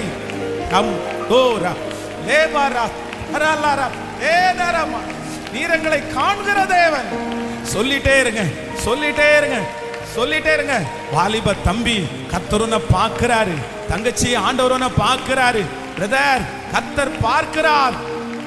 ஆமென், ஹல்லேலூயா. என்னுடைய கருவையே அவருடைய கண்கள் கண்டது, என்னுடைய கருவையே அவருடைய கண்கள் கண்டது. ஜோஷுவாவை குறித்து வேதம் சொல்லுது, மோசே மலைக்கு போய் 40 நாட்கள் இருந்துட்டார், வழியில ஜோஷுவா இருக்கிறார். ஆனா அவர் எவ்வளவு கஷ்டப்பட்டாரு, எவ்வளவு சூழ்நிலையில இருந்தாரு, மோசைக்கு எதுவுமே தெரியல. மோசே அதை பார்க்கவே இல்லை. கொசு கடிச்சா அப்படின்னு கேட்கறதுக்கு ஆள் இல்லை, என்ன பண்ணிட்டு இருந்த அப்படின்னு கேட்கறதுக்கு ஆள் இல்லை, உனக்கு பசிச்சிருச்சா அப்படின்னு கேட்கறதுக்கு ஆள் இல்லை. 40 நாள் இந்த வழியிலே இருந்துட்டியப்பா, நீ ரொம்ப பெரிய ஆளுப்பா அப்படின்னு தட்டி கொடுக்கறதற்கு யாரும் இல்லை. அந்த வேதம் சொல்லுகிறது, இன்னும் நூனின் குமாரனாகிய பணிவிடைக்காரனாகிய அந்த வாலிபன் ஆசரிப்பு கூடாரத்தை விட்டு விலகாதிருந்தான்.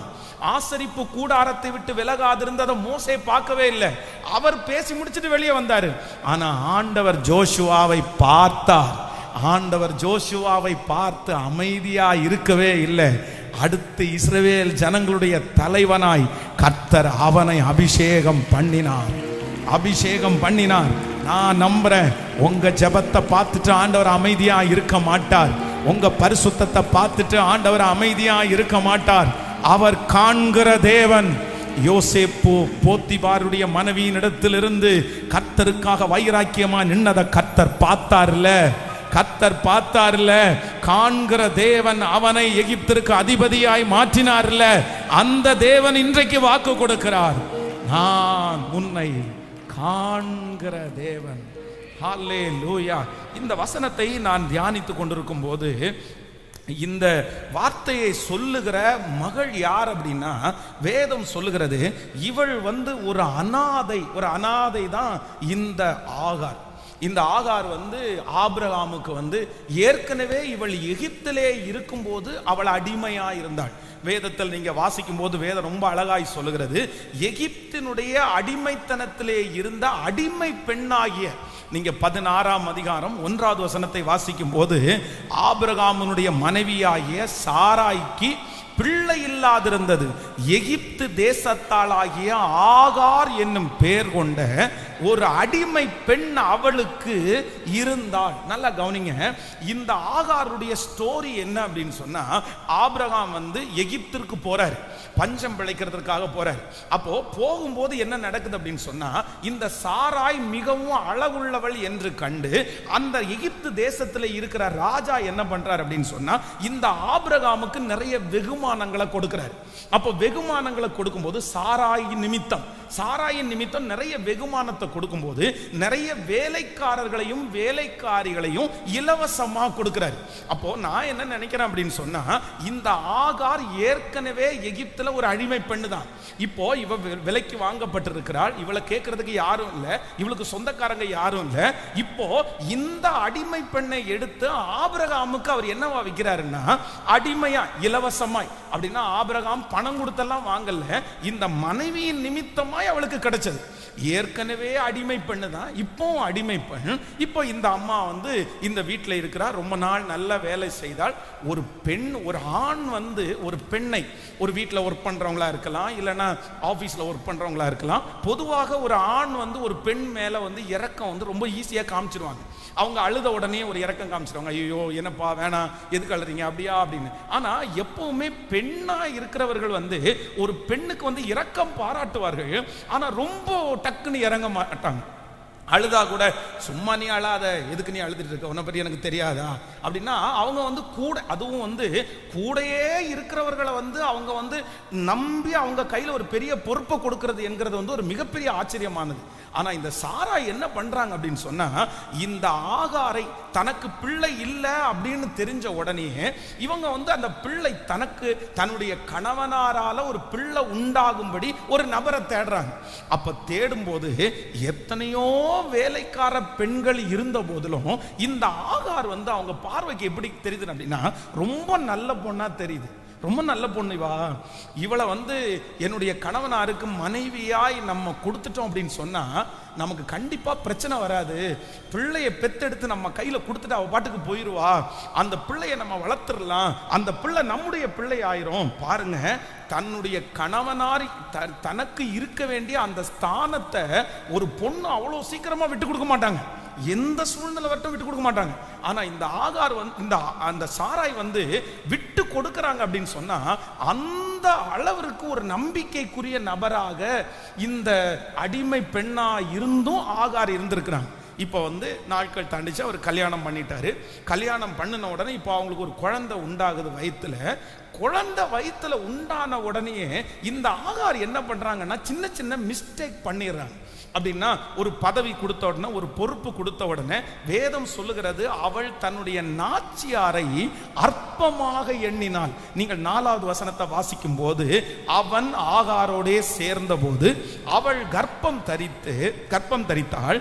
அவள் தான் கர்ப்பவதி ஆனதை கண்டபோது தன் நாச்சியாரை அற்பமாய் எண்ணினாள். அப்போ ஆண்டவருடைய பிள்ளைகள் இதுல ரொம்ப கவனமா இருக்கணும். இதுவரைக்கும் நல்ல குவாலிட்டி, ஒரு ராஜாவினுடைய ஒரு வீட்டினுடைய எஜமாட்டியினுடைய நம்பிக்கைக்குரிய ஒரு பாத்திரமா அந்த இடம் வரைக்கும் வந்தாச்சு, அவ்வளோ பெரிய இடம் வரைக்கும் வந்தாச்சு. ஆனா ஒரு செத்த ஈ தைலக்காரனுடைய மொத்த தைலத்தையும் நாரி கெட்டு போக பண்ணுன்னு சொன்ன அந்த வசனத்தின்படி ஒரு சின்ன மிஸ்டேக் என்ன அப்படின்னு சொன்னா, தனக்கு ஆசீர்வாதம் வந்த உடனே, தனக்கு பேர் வந்த உடனே, தனக்கு ஒரு மதிப்பு வந்த உடனே, தனக்கு ஒரு பொறுப்பு கொடுத்த உடனே இவங்க யார அற்பமா நினைச்சிட்டாங்க அப்படின்னு சொன்னா, பொறுப்பை கொடுத்த அந்த சாராய ரொம்ப சீப்பா, ரொம்ப கேவலமா, அற்பமா, அது எவ்வளவு டெஃபினேஷன் தெரியல, அற்பமா அப்படின்னா உனக்கு குழந்தை இல்லையே, எனக்கு குழந்தை இருக்கு பாரு, நீ என்னதான் அவருக்கு மனைவியா இருந்தாலும் நீ அப்படி நிறைய உங்களுக்கு தெரியும்ல, அந்த மாதிரி வந்து ஒரு பெரிய ஒரு வார் போயிட்டு இருக்குது. ஆனா இந்த சாராய் வந்து நீங்க நினைக்கிறது மாதிரி வந்து சளைச்சவெல்லாம் கிடையாது. என்னதான் இருந்தாலும் தன்னுடைய எஜமாட்டின்ற அந்த கெத்து, எஜமாட்டின்ற அந்த பெருமை கண்டிப்பா என்ன பண்ணிதான் இருக்கும். பொதுவாக நமக்கே அப்படிதான், யாராவது ஒருத்தர் தாழ்மையா பேசிட்டாங்கன்னா நம்ம விட்டுருவோம், சரி ஓகே பரவாயில்ல அப்படின்றோம். ஆனா அதே அவங்க பெருமை எடுத்து நீயா நானான்னு கேட்டா, நம்ம ஒரு நல்ல போஸ்டிங்ல இருந்தா, நம்ம உயரத்துல இருந்தா பார்த்துடலாமா அப்படின்னு சொல்லி வயிற்றுல குழந்தைய சுமக்கும் போது இந்த சாரா என்ன பண்றாங்க அப்படின்னா, ஒரு பெரிய டார்ச்சரை கொடுக்குறாங்க, அவங்கள ரொம்ப வருத்தப்படுத்துறாங்க. இந்த வருத்தத்தை தாங்க முடியாம இனி இந்த வீட்டில் நம்மளால இருக்கவே முடியாது. இப்போ தன்னுடைய அந்த யாரால கர்ப்பமானாங்களோ ஆபிரகாம், இந்த ஆபிரகாம் இடத்துல போய், ஐயா உங்க மனைவி இவ்வளவு என்ன மோசமா நடத்துறாங்களே, நீங்க கொஞ்சம் கேட்க கூடாதா அப்படின்னு சொன்னா கண்டிப்பா ஆபிரகாம் கேட்கவே முடியாது. ஏன் அப்படின்னு சொன்னா, ஒரு காலகட்டம் வரும்போது இந்த பொண்ணையும் குழந்தையும் வெளியே துரத்துங்க அப்படின்னு சொன்ன உடனே ஆபிரகாம் போய் யார்கிட்ட கேட்கிறாரு, ஆண்டவர்கிட்ட கேட்கிறாரு. ஆண்டவர் என்ன சொல்றாரு, உன் மனைவி என்ன சொல்றாளோ அப்படின்னா, தன்னுடைய மனைவிக்கு எதிர்த்து பேசுற அளவுக்கு இவருக்கு திராணி இல்லை, பண்ண முடியாது, சும்மா கடை அப்படியெல்லாம் சொல்ல முடியாது, அந்த அளவுக்கு இவரு. அப்போ இந்த சாராய்க்கு வந்து அம்மா இல்ல, அப்பா இல்ல, குடும்பம் இல்ல, ஒரு அனாதை. இந்த இடத்துல இது பிழைக்கிறதுக்காக வந்தவள், அந்த இடத்துலயும் ஆதரவு இல்லை. இப்போ தனக்கு ஒரு கல்யாணம் ஒன்று ஆயிடுச்சு, அந்த திருமணத்துல கணவனார் தனக்கு குழந்தைய கொடுத்தாரு, தன்னை வந்து என் மனைவிதான் இவா, இவளை ஏன் இப்படி நடத்துற அப்படின்னு கேட்கிற அளவிற்கு கூட இந்த வீட்டில் யாருமே இல்லைன்னு தெரிஞ்ச உடனே இந்த ஆகார் ஒரு முடிவு எடுக்கிறாங்க, நான் என்ன பண்ணணும்னா இந்த வீட்டை விட்டு நான் ஓடிட போறேன். வேதம் சொல்கிறது, அதற்கு ஆபிரகாம் சாராயை நோக்கி, இதோ உன் அடிமை பெண் உன் கைக்குள்ளே இருக்கிறாள், உன் பார்வைக்கு நலமானபடி அவளுக்கு செய் என்றார். அப்பொழுது சாராய் அவளை கடினமாய் நடத்தினபடினால் அவளை விட்டு ஹலோ, இப்போ பிரச்சனை பெருசாகி கணவனிடத்துல போகும்போது இவர் என்ன பண்ணிட்டார் அப்படின்னு சொன்னா, அப்படியே பிலாத்து மாதிரி கை கழுவிட்டாரு. உன்னுடைய அடிமை பெண் யாருடைய கையில இருக்கிறார், உன் கையில இருக்கிறார், உனக்கு நலமானபடி நீ செய் அப்படின்னு சொன்ன உடனே, இப்ப கணவனாரும் உரிமை கொடுத்த உடனே இந்த சாராய்மாய் தன்னுடைய இருதயத்தை கல்லாக்கிட்டு எப்படி நடத்தினாங்களாமா, கடினமாய் நடத்தினார்கள். அப்படின்னா ஒரு குழந்தை வயிற்றுல சுமக்கும் போது பிள்ளைகளுக்கு வந்து பொதுவாக ரெஸ்ட் எடுக்கலான்னு தோணும், பொதுவாக வந்து ஒரு வித்தியாசமானதை சாப்பிடலான்னு தோணும், உட்காரலான்னு தோணும், என்னன்னு நிறைய யாராவது ஒருத்தர் நம்மளை அப்படியே தாங்கினா நல்லா இருக்கும் அப்படின்னு தோணும். இப்போ கன்சீவா இல்லைன்னா பெருகனண்டா இருக்கிற சிஸ்டர்ஸை கூப்பிட்டா தெரியும், அந்த டைமில் வந்து அவங்களுக்கு வந்து இல்லாத அன்பெல்லாம் தேவைப்படும், அவங்கள ரொம்ப நல்லா வச்சுக்கணும் அப்படின்னு நினைப்பாங்க. அந்த மாதிரி ஒரு ஃபீல் அவங்களுக்கு கடந்து போகுது பாருங்க. ஆனால் இந்த இடத்துல அதற்கு மாறா என்ன நடக்குதுன்னா, கடினமா நடத்துறாங்க. உடனே கர்ப்பிணியா இருக்கிற அந்த பெண் இப்போ ஒரு முடிவெடுத்து வீட்டை விட்டு வெளியே வரும்போது தான் கர்த்தர் இடையிலே, கர்த்தருடைய தூதனானவர் அவளை சந்தித்து சொல்லுகிறார், நீ எங்க போற, நீ எங்க இருந்து வர, நீ எங்க போற அப்படின்னு. அப்பதான் இந்த இடத்துல தான் ஆகார் சொல்லுகிறார், நீர் என்னை காண்கிற தேவன், நீர் என்னை காண்கிற தேவன். அப்போ இந்த வசனத்தை எனக்கு தியானிக்கும் போது இந்த அனாதைக்கு, இந்த அனாதை பெண் கேட்கிறதுக்கு யாரும் இல்லை, திரும்பி வான்னு கூப்பிடுறதுக்கு யாருமே இல்லை. இந்த ஆகார் வந்து தன்னுடைய வீட்டை விட்டு வெளியே போயிட்டார் அப்படின்னா திரும்ப வந்து இவளை வந்து ப்ளீஸ் பண்ணி என் வீட்டுக்கு வான்னு கூப்பிடுறது கூட யாரும் இல்லை. ஐயோ உனக்கு இப்படி கொடுத்துட்டாங்க அப்படின்னு சொல்றது கூட யாரும் இல்லை. ஆனா நான் நம்புறேன், ஒடுக்கப்படுகிறவருடைய பட்சத்திலே கர்த்தர் இருக்கிறார். இந்த ஆகார் மேல ஆண்டவர் வச்ச 3 விதமான அன்பு வந்து உண்மையிலே இன்னைக்கு மாலையில வந்து என்னுடைய இருதயத்தை அப்படியே உடைச்சிருச்சு. ஒரு அடிமை பெண்ணு மேல, இந்த துரத்தப்பட்ட ஒரு பெண்ணு மேல, யாருமே கவனம் செலுத்தாத ஒரு பெண்ணு மேல, ஒரு அநாத மேல ஆண்டவர் வந்து ஒரு 3 அன்பை வெளிப்படுத்துகிறார். அந்த அன்பனுடைய வெளிப்பாட்டு நிமித்தமா தான் இந்த பொண்ணு தன்னுடைய பிள்ளைய குறிச்சு என்ன சொன்னா கூட பரவாயில்லன்னு சொல்லி அப்பாவை பார்த்து சொல்றாங்க, நீர் என்னை போதும் ஆண்டவரே, இது போதும் ஆண்டவரே, நீர் என்னை காண்கிற தேவன். நம்பர் 1, முதலாவதாக ஆண்டவர் வந்து இந்த சகோதரிக்கு செய்ததை குறித்து நம்ம வாசிக்கலாமா? முதலாவதாக 16ஆம் அதிகாரம், ஸ்தோத்திரம், 16ஆம் அதிகாரத்தினுடைய நம்ம வந்து 7வது 8வது வசனத்தை வாசிக்கலாமா? 16ஆம் அதிகாரம் 7வது 8வது வசனத்தை வாசிக்கலாம்.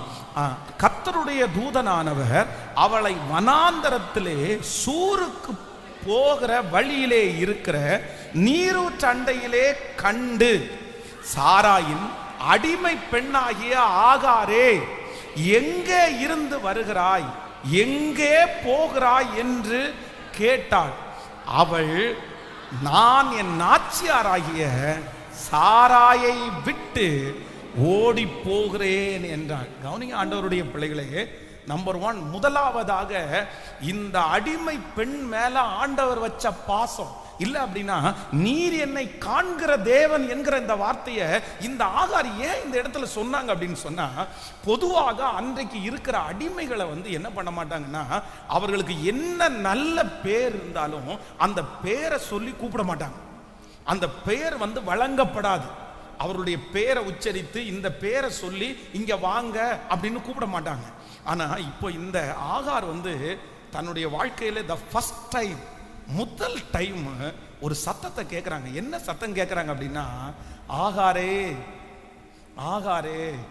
இல்லை இல்லை, யாருமே என் பேரை கூப்பிட்டதே இல்லையே, எங்க அம்மா எங்க அப்பா என்னை கூப்பிட்டது மாதிரி ஞாபகம் இல்லை, என் வேலை செய்யறவங்க எல்லாம் இங்க வா போ அப்படின்னு தான் கூப்பிட்டுருக்காங்க, பட்ட பேர் வச்சு தான் கூப்பிட்டுருக்காங்க.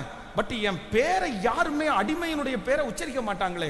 த ஃபர்ஸ்ட் டைம் வந்து நொந்து போன இருதயம், உடஞ்சு போன இருதயம், தன்னுடைய இருதயத்தில் வயிற்றுல பிள்ளைய சுமந்து இப்ப இங்க இருக்கவே முடியாதுன்னு துரத்தப்பட்டு ஒரு வனாந்தரத்தில் இருக்கும்போது ஃபர்ஸ்ட் டைம் அந்த வார்த்தையை யாரோ ஒருத்தர் என்ன கூப்பிடுறாங்களே, அந்த இடத்துல யாருமே கூப்பிட முடியாது. ஆபிரகாம் கூப்பிட முடியாது, சாராய் கூப்பிட முடியாது, சொந்தக்காரங்க யாருமே. அந்த இடத்துல ஆகாரே அப்படின்ற ஒரு சத்தம் வருது. அந்த சத்தமே அந்த வார்த்தையை அவங்க இருதயத்தை நிறைய பண்ணிச்சு. அடுத்து இன்னொரு வார்த்தை கேட்குது, நீ எங்கே இருந்து வருகிறாய், எங்கே. இந்த வார்த்தை வந்து ஆகாருடைய இருதயத்தை உடைச்சிருச்சு. ஏன் தெரியுமா? இதுவரையிலையும் எத்தனையோ இடத்துக்கு போனாலும் இந்த ஆகாரை வந்து ஏன் வந்த, எங்கிருந்து வந்த, எங்க போற, என்ன செய்யற அப்படின்னு கேட்கறதற்கு யாருமே இல்லை, யாருமே கேட்டதில்லை. தன்னுடைய நாச்சியார் சாராய் வந்து இந்த ஆகார கடினமாய் நடத்தும் போது அவன் கூட எகிப்திலிருந்து வேலைக்கு வந்த நிறைய பேர், ஏன் எஜமாட்டி அம்மா ஒன்றை மட்டும் திட்டுறாங்க அப்படின்னு யாரும் கேட்கல. ஏன்னா அப்படி கேட்டாங்கன்னா சாராயினுடைய கோபம் அவங்க மேல போயிருக்கும். ஆபிரகாம் கூட கேட்கல, யாருமே கேட்கல. ஆனா இப்போ ஆண்டவர் வந்து என்ன கேட்கிறாருன்னா, நீ எங்கே இருந்து. ஏன் ஆண்டவருக்கு தெரியாதா ஆகார் எங்க இருந்து வர்றான்னு? கர்த்தருக்கு தெரியாதா? எங்க போறான்னு மனசுல டிசைட் பண்றதுக்கு ஆண்டவருக்கு தெரியாதா? இவ்வளவு காரியத்தை செய்த ஆண்டவர் இதை கண்டுபிடிக்க மாட்டாரா? இந்த வார்த்தை அந்த இடத்துல அவர் எதுக்கு சொல்லணும்? ஏன் அந்த இடத்துல நீ எங்க இருந்து வர்ற, நீ எங்க போற அப்படின்னு எதுக்கு கேட்கணும்? நான் என்ன நம்புறேன் அப்படின்னு சொன்னா, ஒரே ஒரு ரீசன்.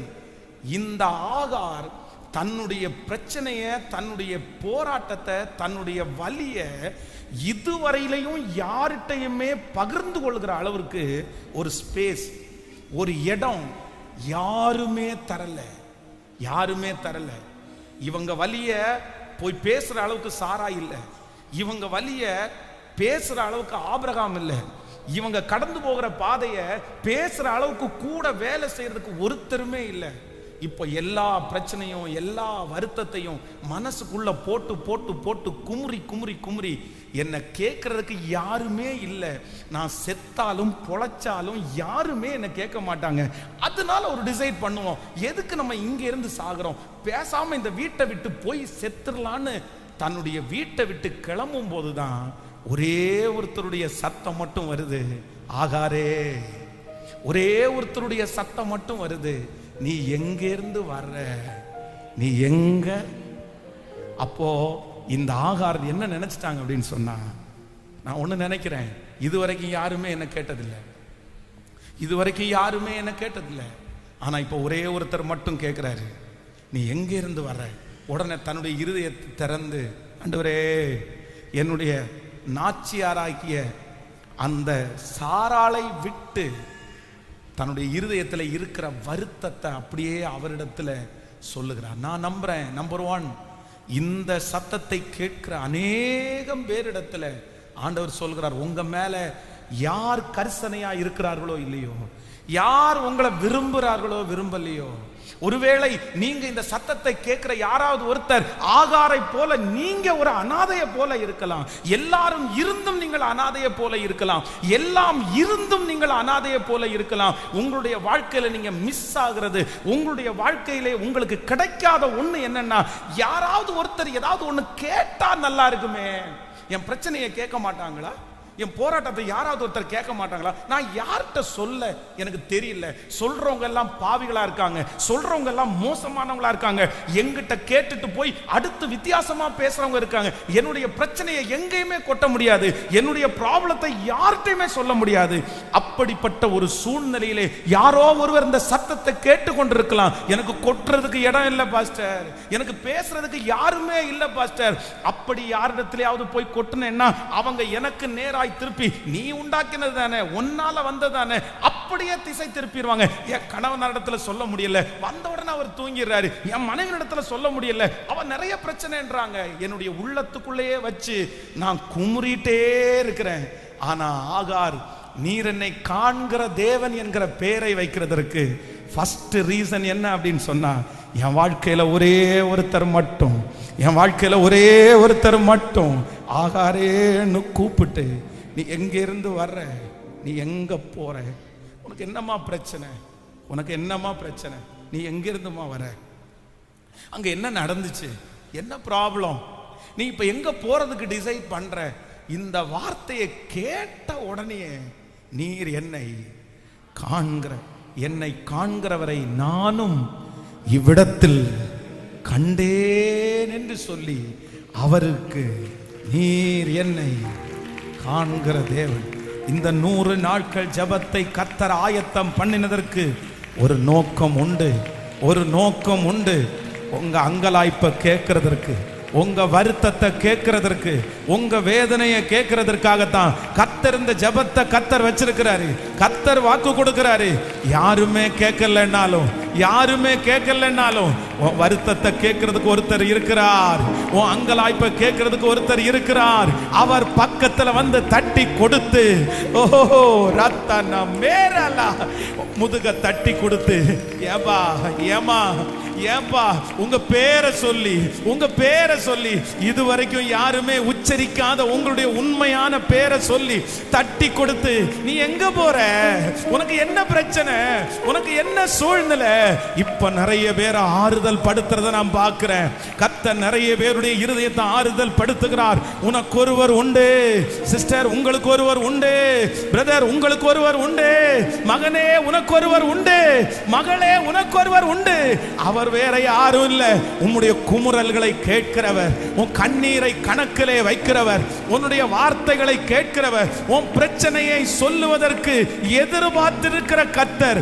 அவர் வாக்கு கொடுக்கிறார், என்னை நோக்கி நீ கூப்பிடு, நீ எங்கிட்ட வா, நீ என்னிடத்துல ஷேர் பண்ணு. அவர் உங்களை விசாரிக்கிறவர் ஆனபடினால் உங்கள் கவலைகளை எல்லாம் அவர் மேல் கரங்களை தட்டி அந்த மகா பெரிய தேவனாகிய கர்த்தர். Thank you Jesus, thank you Jesus. என் பிள்ளையை குறித்து நான் எப்படி ஷேர் பண்றது, என் மகளை குறித்து நான் யார்கிட்ட பாஸ்டர் ஷேர் பண்ண முடியும். நான் யார்கிட்டயுமே சொல்ல முடியாது, அது தப்பா போயிருமே. என் மகனை குறித்து நான் யார்கிட்ட ஷேர் பண்ணுவேன்? என் குடும்பத்தில் நடக்கிறத குறித்து யார்கிட்ட ஷேர் பண்ணுவேன்? எனக்கு யார்கிட்டயுமே சொல்லவே முடியாத மாதிரி ஒரு பிரச்சனை, யார்கிட்டயுமே சொல்ல முடியாத மாதிரி பிரச்சனை. டாக்டர் இடத்துல கூட சொல்ல முடியாது. நான் சொன்ன அவ்வளவு நேரம் உட்கார்ந்து கேட்கறதுக்கு யாரும் இல்லை, யாருமே இல்லை. என்ன வித்தியாசமா தான் பார்க்கறாங்க, என்ன பாவியா தான் பார்க்கறாங்க, என்ன மோசமானவளா தான் பார்க்கறாங்க. ஆனா என் இருதயத்துக்குள்ளேயும் ஒரு சோகம் இருக்கு, என் இருதயத்துக்குள்ளேயும் ஒரு வருத்தம் இருக்குது, என் இருதயத்துக்குள்ளேயும் ஒரு எதிர்பார்ப்பு இருக்குன்னு யார்கிட்டயுமே சொல்லவே முடியாம நான் தவிக்கிறேன்ற ஒவ்வொரு ஆகாரையும் பார்த்து கர்த்தர் கரத்தை பிடிச்சு சொல்லுகிறார், அவர் உங்களை விசாரிக்கிறவரானபடி நான் கரங்களை தட்டி கொண்டே நன்றியப்பா, முழு பலத்தோடு நன்றி ஆண்டவரே, நன்றி ஆண்டவரே, நன்றி நன்றி நன்றி. ஓ சீர்படுத்துவார், ஸ்திரப்படுத்துவார், பலப்படுத்தி நிலை நிறுத்துவார். சீர்படுத்துவார், ஸ்திரப்படுத்துவார், பலப்படுத்தி நிலை நிறுத்துவார். உன்னை பலப்படுத்தி நிலை நிறுத்துவார், உன்னை பலப்படுத்தி நிலை நிறுத்துவார். கொஞ்ச காலம் கண்ட பாடுகள் எல்லாமே பனி போல உருகி போகும். கொஞ்ச காலம் கண்ட பாடுகள் எல்லாமே பனி போல உந்தன் முன்னே உருகி போகும். உன் கஷ்டங்கள் நஷ்டங்கள் எல்லாமே மாறும், உன் கஷ்டங்கள் எல்லாமே மாறும். உன் மேன்மை உன் கையில் சேரும், புது நன்மைகள் கையில்.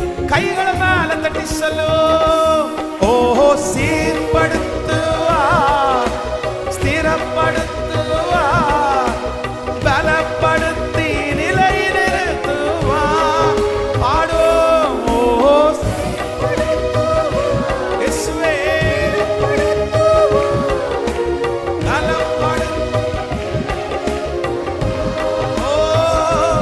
உன்னை பலப்படுத்தி நிலை நிறுத்துவார், உன்னை பலப்படுத்தி நிலை நிறுத்துவார்.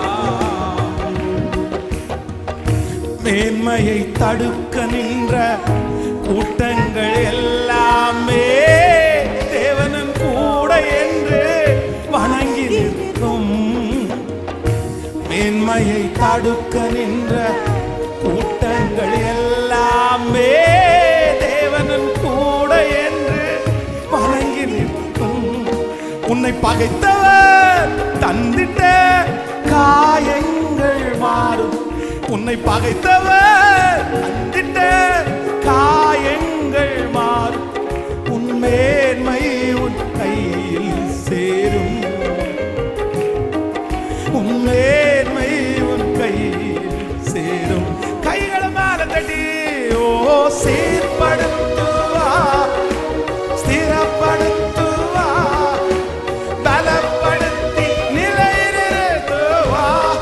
சத்தமாய் சொல்லு இயேசுவே, இப்போ இப்போ இப்போ இப்போ இப்போ பலப்படுத்தி, ஓ உன்னை பலப்படுத்தி நிலை நிறுத்துவார், உன்னை பலப்படுத்தி நிலை நிறுத்துவார்.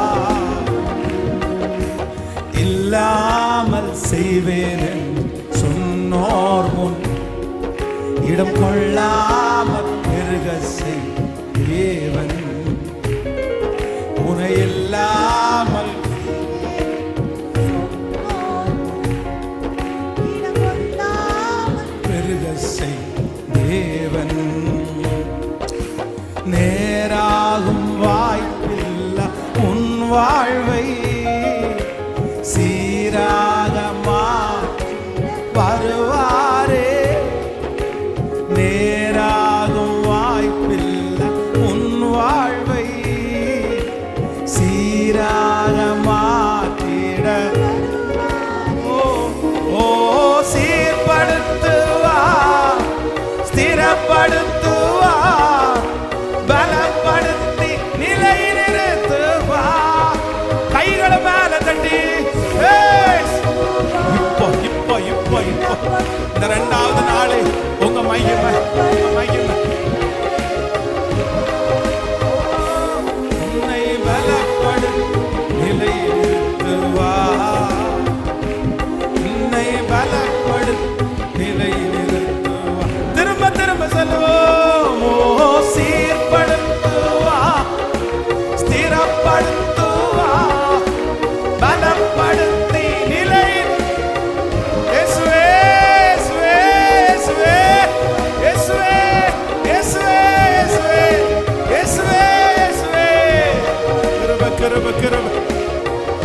ஓ என்னை பலப்படுத்தி நிலை நிறுத்துவா.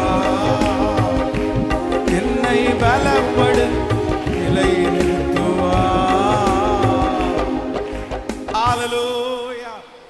என்னை காண்பவரை, என்னை காண்பவரை நானும் இவ்விடத்தில் கண்டேன் என்று சொல்லி, நீர் என்னை காண்கிற தேவன், நீர் என்னை காண்கிற தேவன் என்று அந்த ஆகார் பேர் வைக்கிறதுக்கு ஒரு காரணம் இருக்குது.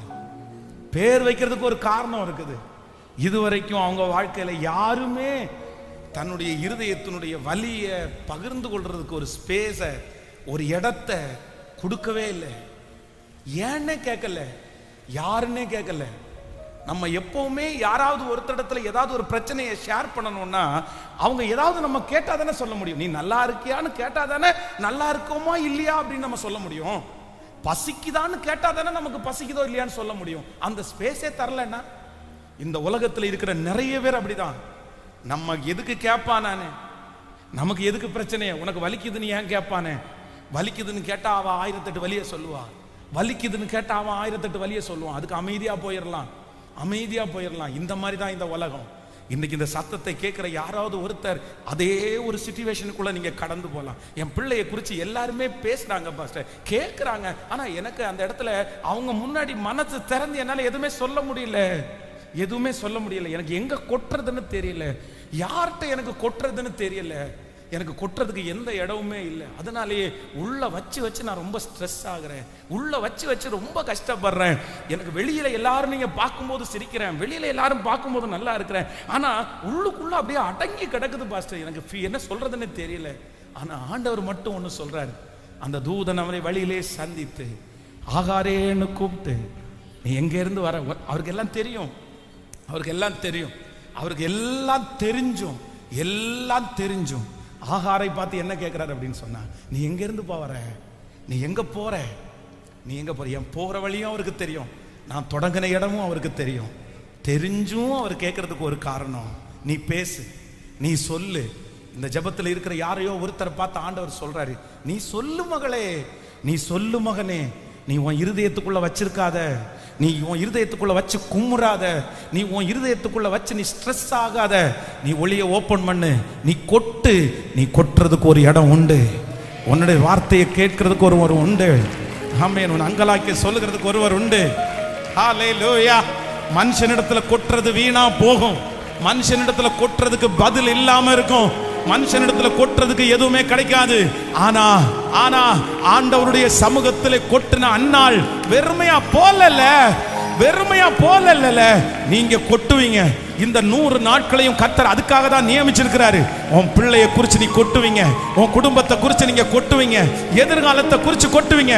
நீங்க கொட்ட கொட்ட, நீங்க சொல்ல சொல்ல சொல்ல அத்தனையும் கேட்டு பதில் கொடுப்பார், அற்புதம் செய்வார். அதை உங்க கண்கள் காணும். கரங்களை தட்டி ஓ ஹல்லேலூயா, ஹல்லேலூயா.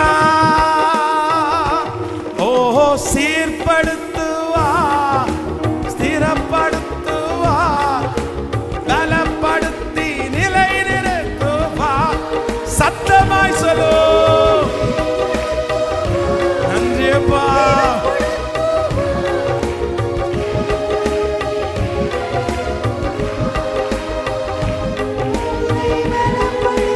நிலை நிறுத்துவா, என்னை பலப்படுத்தி நிலை நிறுத்துவா. சொல்லு.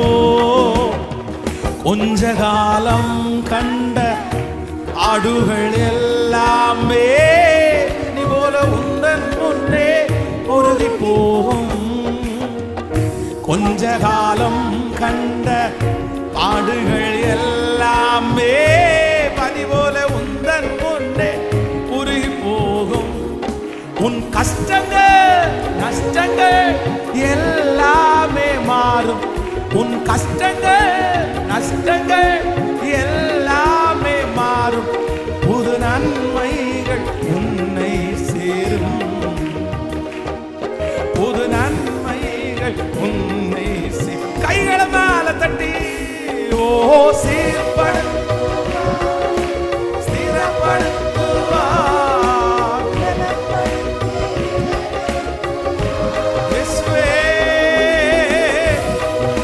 நன்றியப்பா, நன்றியப்பா, நன்றி ஆண்டவரே.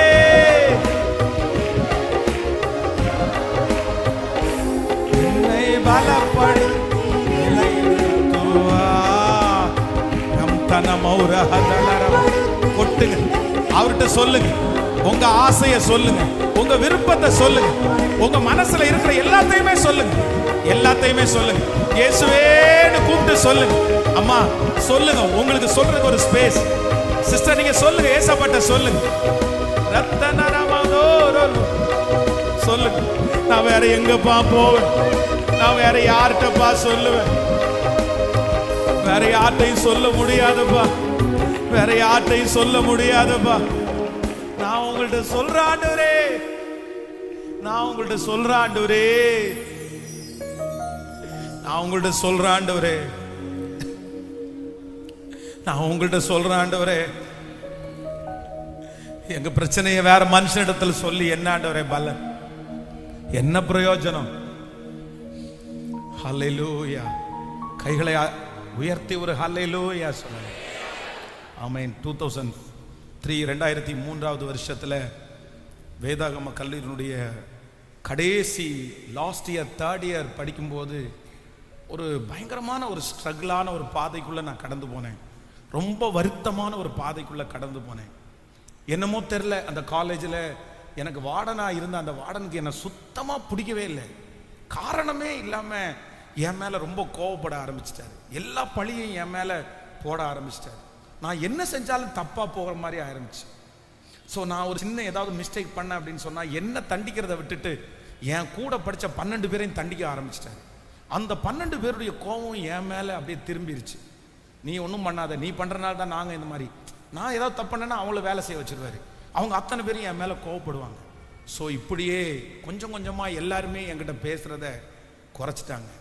வார்டனுடைய கோபம் என் மேலே இருக்குது. அவங்ககிட்ட நம்ம ரொம்ப ஃப்ரெண்ட்ஷிப்பாக இருந்தால் நமக்கும் சேர்ந்து பிரச்சனை ஆயிரும் அப்படின்னு சொல்லி அந்த 3rd இயர் படிக்கும்போது எல்லாராலையும் என்னமோ தெரில ரொம்ப ஒதுக்கப்பட்டு ஒரு தனி ஒரு பர்சனாக மாற்றப்பட்டேன். 35 பேர் ஸ்டூடெண்ட் இருக்கிறாங்க. அந்த 35 பேரில் நான் மட்டும் என்னமோ தனியாக ட்ராவல் பண்ணுற மாதிரி ஃபீல் பண்ணேன். என்னை பார்த்தாலே நிறைய பேர் ஓடுவாங்க, என்னை பார்த்தாலே நிறைய பேர் இவங்க கூட சேர முடியாது, அவங்க கூட பேச முடியாதுன்ற ஒரு சூழ்நிலைக்கு என் மன அளவில் ரொம்ப தள்ளப்பட்டேன். கரெக்டாக இரவில் 10 மணிக்கு பைபிள் காலேஜினுடைய லைட்டை ஆஃப் பண்ணுவாங்க. ஸோ யாருக்குமே தெரியாமல் மொட்டை மாடி ஒரு சின்ன ஒரு ஏணி மட்டும் வச்சுருக்கோம். மொட்டை மாடிக்கு போகக்கூடாது, அது வந்து தவறு. அங்கே வந்து அந்த மாதிரி மொட்டை மாடிக்காவது போனாங்கன்னா ஃபைன் போட்டுருவாங்க. ஆனால் எல்லாரும் தூங்குனதுக்கு பிற்பாடு தூங்குறதுக்கு அந்த கொஞ்சம் நேரம் தான் கிடைக்கும். ஆனால் அந்த நேரத்தில் கூட வேறு வழி இல்லாமல் யார்கிட்ட சொல்கிறேன்னு தெரியும், யார்கிட்டையாவது சொல்லலான்னு பார்த்தா எல்லாருமே ஒதுங்கி ஒதுங்கி போக ஆரம்பித்தாங்க. என்னுடைய பிரச்சனையை ஷேர் பண்ணவே முடியல. பைபிள் காலேஜில் படிக்கும்போது எல்லாருக்குமே லெட்டர் வரும், எனக்கு மட்டும் லெட்டர் வராது. எங்கள் அம்மாட்ட ஷேர் பண்ண முடியாது, அப்பாட்ட ஷேர் பண்ண முடியாது. பாஸ்டர் வருவார் 3 மாதத்துக்கு ஒரு டைம், என்னை தவிர எல்லாத்தையுமே அவர் பேசுவார். நான் அவருடைய பையனாக இருக்கிறனால நல்லா இருக்கியான்னு மட்டும்தான் அவரை கேட்க முடியும். அவர் ஒரு டிஸ்டன்ஸாக இருந்துட்டார். அப்போது மொட்டை மாடியில் போய் வெறும் அந்த சிமெண்ட் தரைக்கு மேலே அப்படியே முழங்கால் படிட்டு என் இருதயத்தில் இருக்கிற எல்லாவற்றையும் அப்படியே கொட்டுவேன். நான் அப்படியே அழுது கொட்டுவேன். பாசமாக ஒரு செல்ல தாயின் இடத்துல ஒரு பிள்ளை கொட்டுறது மாதிரி கொட்டுவேன். ஒரு ஃப்ரெண்ட் இடத்துல கொட்டுறது மாதிரி கொட்டுவேன். நான் இப்படி இருக்கிறேன் ஏசப்பா, நான் இப்படி இருக்கிறேன் ஏசப்பா, எல்லாரும் என்ன ரொம்ப வெறுக்கிறாங்க, எல்லாரும் என்ன தூக்கி போடுறாங்க. ஆனால் எனக்கு ஒன்று தெரியும், உங்கள் பாசம் எனக்கு ரொம்ப பிடிச்சிருக்குது, நீங்கள் எனக்கு போதும், உனங்களை எனக்கு ரொம்ப பிடிக்குது, எனக்கு இந்த கஷ்டமெல்லாம் ஒன்றும் பெருசாக தெரியல அப்படின்னு ஆண்டவரை ரொம்ப பேம்பர் பண்ணி பண்ணி பண்ணி ஏசப்பாட்ட பேசி பேசி பேசி எல்லாத்தையும் அப்படியே கொட்ட ஆரம்பித்தேன். நிறைய கொட்டினேன். அப்படியே இவங்க எல்லாரும் அப்படியே எப்படா இரவு 10 மணி வரும் அப்படின்னு நினைப்பேன். மொத்தத்தையும் அன்னைக்கு நடந்தது எல்லாத்தையும் மனசுல வச்சுக்குவேன். அன்னைக்கு நடந்ததெல்லாம் எனக்கு வலியா இருக்கும். அந்த 10 மணி வந்த உடனே மொட்டை மாடியில் போய் அப்படியே அழுது அழுது கொட்டிடுவேன். அப்படியே நாட்கள் அப்படியே தாண்டி அந்த 3rd இயர் படிச்சு முடிக்க போறோம். ஸோ எனக்கு என்ன நடந்துச்சுன்னே தெரியல. அதே பைபிள் காலேஜில் வார்டன் அப்படின்னு ஆகிறதுக்கு தகுதியே இல்லை. எந்த வார்டன் வந்து என்னை எதிர்த்தாரோ, எந்த வார்டன் என்னை கார்னர் பண்ணாரோ, எந்த வார்டன் வந்து என்கிட்ட பேசுற அத்தனை பேருக்கும் பனிஷ்மெண்ட் கொடுத்தாரோ, அந்த வார்டனுடைய சாவியை, அந்த வார்டனுடைய ஃபைல், அதை மொத்தத்தையும் என் கையில கொடுத்து என்னை விட நீ பெஸ்டா பாப்பேன்னு சொல்ற அளவிற்கு கர்த்தர் ஒருவரையே கொடுக்க வைத்தார். ஆண்டவர் அந்த இடத்துல என் தலையை கர்த்தர் உயர்த்தினார். கர்த்தர் ஏன் என்னுடைய எல்லாத்தையும் வெறும் கேட்கிறவர் மட்டும் இல்ல, கேட்டுட்டு அமைதியா போறவர் மட்டும் இல்ல, பதில் கொடுக்கிறவர்ன்றத அவர் அங்கேயே நிரூபிச்சிட்டார். வாலிப தம்பி நீ ஓடு, வாலிப தங்கச்சி நீ ஓடு. சிஸ்டர், நீங்க கொட்டுறதுக்கு ஒரு இடம் இருக்குது, நீங்க சொல்றதுக்கு ஒரு இடம் இருக்குது. அந்த இடம் அழிக்காது, அந்த இடம் மறக்காது, அந்த இடத்துல வந்து உங்களுக்கு பதில் வராம இருக்காது. அந்த இடத்துக்குள்ள போற யாரும் வெட்கமா திரும்பி வர மாட்டாங்க. அந்த இடத்துல கண்ணீரோடு போறவங்க களிப்போட திரும்பி வருவாங்க. அந்த இடத்துல வெறுமையா போறவங்க ஆசீர்வாதத்தோட திரும்பி வருவாங்க. இந்த 100 நாட்களையும் கர்த்தர் அதுக்காக தான் வச்சிருக்கிறாரு. நீ என்னை நோக்கி கூப்பிடு, நீ என்னை நோக்கி கூப்பிடு, நீ என்னை நோக்கி கூப்பிடு. உன் பிள்ளையை பற்றி வேற யார்ட்டையும் சொல்ல வேண்டாம். கர்த்தர் சொல்லாரு, என்கிட்ட சொல்லு மகளே. உன் குடும்பத்தை பற்றி வேற யார்ட்டையும் சொல்ல வேண்டாம், கணவனாரை பற்றி யார்ட்டையும் சொல்ல வேண்டாம், மனைவியை பற்றி யார்ட்டையும் சொல்ல வேண்டாம். நீ என்கிட்ட சொல்லு. இது வரைக்கும் உன் வாழ்க்கையில எத்தனையோ காரியத்தை மனுஷனிடத்துல சொல்லாம என்கிட்ட சொன்னதுனால நானே உனக்கு செஞ்சிருக்கேன்ல, நானே கர்த்தரே உங்களுக்கு செஞ்சிருக்கிறார்ல. அந்த தேவன் தான் இன்றைக்கும் சொல்றாரு, இது வரைக்கும் உங்களுக்கு செய்ய முடியுமானால் இனியும் உங்களுக்கு செய்வதற்கு கர்த்தர் வல்லவர். ஹல்லேலூயா. நீர் என்னை காண்கிற தேவன். அந்த பேரை வைக்கிறதுக்கு இப்படி ஒரு பின்னணி இருக்குது. மனசார அப்பாவை பார்த்து என்னை காண்கிறவரை நானும் இவ்விடத்திலே கண்டேன் என்று சொல்றதுக்கு முதல் ரீசன் என்ன அப்படின்னு சொன்னா, என் லைஃப்ல என்னுடைய எல்லா பாரத்தையும், என்னுடைய எல்லா கவலையும், என்னுடைய எல்லா தடுமாற்றத்தையும் ஷேர் பண்றதுக்கு ஒரு ஸ்பேஸ், ஒரு இடத்தை கொடுத்தது யார் அப்படின்னா, நான் ஆராதிக்கிறேன் என்னை தேடி வந்த கர்த்தர். ஹல்லேலூயா. நம்பர் 2, இரண்டாவதாக இந்த ஆகார், இந்த அடிமை பெண்ணுக்கு ஆண்டவர் அவள் மேல வச்ச அன்பு வந்து எனக்கு ரொம்ப ஆச்சரியமா இருந்துச்சு. நீங்க வாசிக்கலாம். ஸோ 7வது வசனத்தை வாசிக்கலாமா? 16ஆம் அதிகாரம் 6வது 7வது வசனத்தை வாசிக்கலாம். ஆமென். அதற்கு ஆபிரகாம் சாராயை நோக்கி, இதோ உன் அடிமை பெண் உன் கைக்குள் இருக்கிறாள், உன் பார்வைக்கு நலமானபடி அவளுக்கு செய் என்றார். அப்பொழுது சாராய் அவளை கடினமாய் நடத்தினபடினால் அவளை விட்டு ஓடி போனாள். கர்த்தருடைய தூதனானவர் அவளை வனாந்தரத்திலே சூருக்கு போகிற வழி அருகே இருக்கிற நீரூற்றண்டையிலே கண்டு. கவனிங்க, இப்ப என்ன நடக்குது அப்படின்னு சொன்னா, ஆபிரகாம் வந்து சொல்லிட்டாரு, சரி அப்படியா, உனக்கு பிரச்சனையா இருக்கிறாளா, எனக்கெல்லாம் ஒன்றும் தெரியாது, நீ என்ன பண்ணாலும் பண்ணிக்கோ அப்படின்னு சொன்ன உடனே இந்த சாராய் வந்து கடினமாய் நடத்தின உடனே இந்த ஆகார் என்ன பண்றாங்கன்னா ஒரு முடிவு எடுக்கிறாங்க. என்ன முடிவு எடுக்கிறாங்க அப்படின்னு சொன்னா, இனி இந்த வீட்டுல நம்ம இருக்க கூடாது. எத்தனையோ சூழ்நிலையை சகிச்சு அந்த வீட்டுல இருந்தாங்க. இவங்க ஒரு அடிமை பெண்ணு, எத்தனையோ கஷ்டத்தை பார்த்தாங்க, எத்தனையோ அவமானத்தை பார்த்தாங்க. ஆனா அந்த எஜமாட்டி அம்மாவுடைய வீட்டுல இருந்து போகணும் அப்படின்னு எல்லாம் தோணல. ஆனா என்னமோ தெரியல, இப்போ வந்து வயிற்றுல குழந்தையோட இருந்தா கூட, இதுக்கு முன்னாடி குழந்தை இல்லை, இதுக்கு முன்னாடி எந்த கமிட்மெண்ட்டும் இல்லை, இதுக்கு முன்னாடி சரீரம் அவங்களுக்கு பலனா இருந்துச்சு, இதுக்கு முன்னாடி சின்ன வயசா இருந்தாங்க. ஆனா அந்த டைம்ல எத்தனையோ பிரச்சனை, எத்தனையோ திட்டு, எவ்வளோ ப்ராப்ளம், அதுல எதுலையுமே அவங்க வீட்டை விட்டு ஓடணும்னு முடிவு பண்ணல, இங்க இருந்து போலான்னு முடிவு பண்ணல. ஆனா இப்ப என்ன தெரியுமா, வயிற்றுல குழந்தை இருந்தா கூட இல்ல இல்ல இல்ல, நம்ம வந்து இனி என்ன பண்ணக்கூடாது அப்படின்னு சொன்னா, இனி இந்த இடத்துல இருக்க கூடாதுன்னு முடிவு பண்ணிட்டு கிளம்பிட்டாங்க. கிளம்பி எங்க போயிட்டாங்க அப்படின்னு சொன்னா, கிட்டத்தட்ட குடியிருக்கிற இடத்தை தாண்டி இப்ப வனாந்தரத்துல போயிட்டாங்க. வனாந்திரத்தில் இவங்க டிராவல் பண்ண ஆரம்பிச்சாங்க. இவங்களோட டெஸ்டினேஷன் அப்படின்னா, இவங்களுடைய முடிவு எங்க அப்படின்னா, இவங்க சூருக்கு போகிற அந்த வழி, அந்த வழியா போய் இவங்க அடுத்த ஊர் எகிப்திற்கு போறாங்க.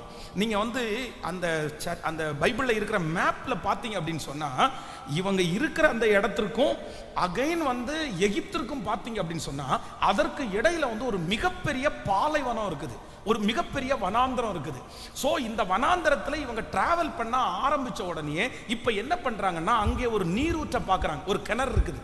பொதுவா வந்து டிராவல் பண்றவங்க அந்த இடத்துல உட்கார்ந்து தண்ணி குடிச்சிட்டு அந்த இடத்துல போவாங்க. இப்போ இந்த இடத்துல கொஞ்ச நேரம் உட்கார்ந்து தண்ணியை குடிச்சிட்டு அகைன் ரிட்டர்ன் அடுத்த டிராவலை அவங்க ஆரம்பிக்க போறாங்க. இது வந்து பொதுவா சொன்னா, இப்ப எங்க வந்திருக்காங்க அப்படின்னு சொன்னா, பட்டணத்தை விட்டு கொஞ்சம் தூரத்துல, கொஞ்சம் அவுட்டர்ல வந்துட்டாங்கன்னு வச்சுங்களேன். நம்ம வந்து பொதுவாக ஒரு வெளியூருக்கு போகணும் அப்படின்னு சொன்னா, நம்முடைய ஊரை விட்டு தாண்டி வெளியூருக்கு போன உடனே எங்கேயாவது ஒரு இடத்துல பெட்ரோல் அடிச்சிட்டோ, இல்லைன்னா ஏதோ டீ குடிச்சிட்டோ, இல்லைன்னா கொஞ்ச நேரம் உட்காந்துட்டோ அடுத்த டிராவல் ஆரம்பிக்கிற மாதிரி இவங்க இந்த இடத்துல வந்துட்டு இனி எங்க போறாங்கன்னா, அடுத்து ஒரு மிகப்பெரிய வனாந்தரத்துக்குள்ள போறாங்க. இந்த வனாந்தரம், இந்த பாலைவனம் அப்படின்னு நினைக்கிறது, நீங்க நினைக்கிறது மாதிரி சாதாரணமா அதுல டிராவல் பண்ணிட முடியாது. இந்த பாலைவனத்துல வந்து முதல்ல வந்து நம்ம வந்து வெயில் அடிக்கிற நேரத்துல இந்த பாலைவனத்துல காலை வைக்க முடியாது. அது கந்தகமா இருக்கும். கீழே அப்படியே நம்ம ரோட்ல செருப்பு இல்லாம நடந்தா எவ்வளவு வந்து வெயில்ல நமக்கு வேகுமோ, அதை விட அதிகமா இந்த பாலைவனத்துல வந்து நம்முடைய கால் வைக்கும் போது அவ்வளவு சூடாகும். கீழே சூடு, மேல சூடு. இன்னும் இந்த பாலைவனத்துல எங்கேயுமே தண்ணி இருக்காது, எங்க போனாலும் தண்ணி இருக்காது. அதே போல நீங்க நிறைய பிக்சர்ல கூட பார்த்துப்பீங்க, இந்த பாலைவனங்களில் பொதுவாக வந்து இந்த ஸ்கார்பியன், தேள் நிறைய இருக்கும், பாம்பு, நிறைய பாம்பு இருக்கும். இந்த மாதிரி ஒரு ஆபத்தான டிராவலை பண்றதற்கு இந்த சாரா என்ன பண்ணிட்டாங்கன்னா, டிசைட் பண்ணிட்டாங்க, முடிவு பண்ணிட்டாங்க. இந்த பிரச்சனை இவ்வளவு ஸ்ட்ரெஸ் வந்து அவங்கள ஒரு முடிவு பண்ணிருச்சு. வேண்டாயா, இனி இந்த வாழ்க்கை வேணாம், செத்தா செத்துடலாம், பொழைச்சா பொழைக்கலாம், நம்மளை தான் கேட்கறதுக்கு யாரும் இல்லை தானே, நம்ம தானே அனாதை தானே, நம்ம செத்து போனா தூக்கி அவ்வளவுதான், பாலைவனத்தில் செத்து போனா அதோட சேர்ந்து எலும்பு கூட மாறிட போறோம், நமக்கு என்ன அட்ரஸ் இருக்குது, நமக்கு எதுவுமே இல்லை அப்படின்னு தன்னுடைய சூழ்நிலையின் நிமித்தமா தன்னுடைய மனசை கல்லாக்கிட்டு, தன்னுடைய இருதயத்தை கல்லாக்கிட்டு, இனி வாழ்ந்தா என்ன செத்தா என்ன, இனி வயிற்றுல இருக்கிற குழந்தை உயிரோட வந்தா என்ன செத்தா என்ன அப்படின்னு ஒரு டிசைட் பண்ணிட்டு வாழ்க்கை வெறுத்துட்டாங்க. வாழ்க்கை வெறுத்து போய் ஒரு முடிவு எடுக்கிறாங்க. நான் என்ன பண்ண போறேன் அப்படின்னு சொன்னா, எனக்கு முன்பாக இருக்கிற இவ்வளவு பெரிய சவாலான இந்த பாலைவனத்தை நான் தாண்ட போறேன்னு முடிவு எடுக்கும் போது அவளை தடுக்கிறதற்கு அங்க யாருமே இல்லை, யாருமே இல்லை. நமக்கு ஒரு சொந்தக்காரங்களா இருந்தா, நம்முடைய பிள்ளை வந்து நம்மளை வீட்டை விட்டு வெளியே போறேன்னு சொன்னா நம்ம என்ன பண்ணுவோம், உட்காரு. ஏன் மனைவி வெளியே போகணும்னு நினைச்சா, கணவன் வெளியே போகணும்னு நினைச்சா, ஏங்க வாங்க ஒரு சாரி கேட்டு, சரி பரவாயில்ல தப்புதாம்மா, இல்ல தப்புதாயா வாங்கயா அப்படின்னு கூப்பிட்டு நம்ம நிறைய பேர் அந்த மாதிரி முடிவெடுக்கிறதுக்கு விட மாட்டோம். எங்க அப்பா வந்து ஒரு நாள் குடிக்கிற டைம்ல வந்து எங்க அம்மா ஏதோ ஒன்று சொல்லிட்டாங்க. சொன்ன உடனே எங்க அப்பாவுக்கு ரொம்ப கோவம் வந்துச்சு. உடனே நான் சூசைட் பண்ணணும்னு முடிவு பண்ணிட்டாரு எங்க அப்பா. எங்க அப்பா ஏதாவது ஒரு முடிவு எடுத்துட்டாருன்னா அந்த முடிவுல ரொம்ப ஸ்ட்ராங்கா இருப்பார், மாற மாட்டார். எங்களுக்கு நிறைய தெரியும். எங்க அப்பா ஒரு பாட்டில் எடுத்துட்டார் கையில. எங்க ஊர்ல வந்து அன்னைக்கு வந்து ஆசிட் குடிச்சு நிறைய பேர் சாவாங்க. சூசைட் பண்றவங்க நிறைய பேர் ஆசிட்டை ராவா வாங்கி குடிச்சு அப்படியே செத்துருவாங்க. நான் எல்லாம் கண் கூட பார்த்துருக்கிறேன் அந்த மாதிரி தற்கொலை பண்ணவங்கள. அப்ப இந்த ஆசிட் என்ன பண்ணும்னா, குடிச்ச உடனே இங்க இருந்து ஒவ்வொரு பார்ட்டையா அழிச்சிட்டு செத்துருவாங்க. ஒரு 15 நிமிஷத்துக்குள்ள இறந்துருவாங்க. ஃபுல்லா வாமிட்டு, ஃபுல்லா ஒவ்வொரு பார்ட்டா வரும். அந்த மாதிரிலாம் நான் பார்த்துருக்கிறேன். அப்ப எங்க அப்பா ஒரு டிசைட் பண்ணிட்டாரு, கையில வந்து பாட்டில் எடுத்துட்டாரு. இல்ல நான் இன்னைக்கு செத்துருவேன் அப்படின்னு சொல்லி எங்க அப்பா கிளம்பிட்டாரு. கிளம்பின உடனே நாங்க எத்தனையோ பேர் பிடிச்சிட்டோம், நிக்கவே இல்லை எங்க அப்பா.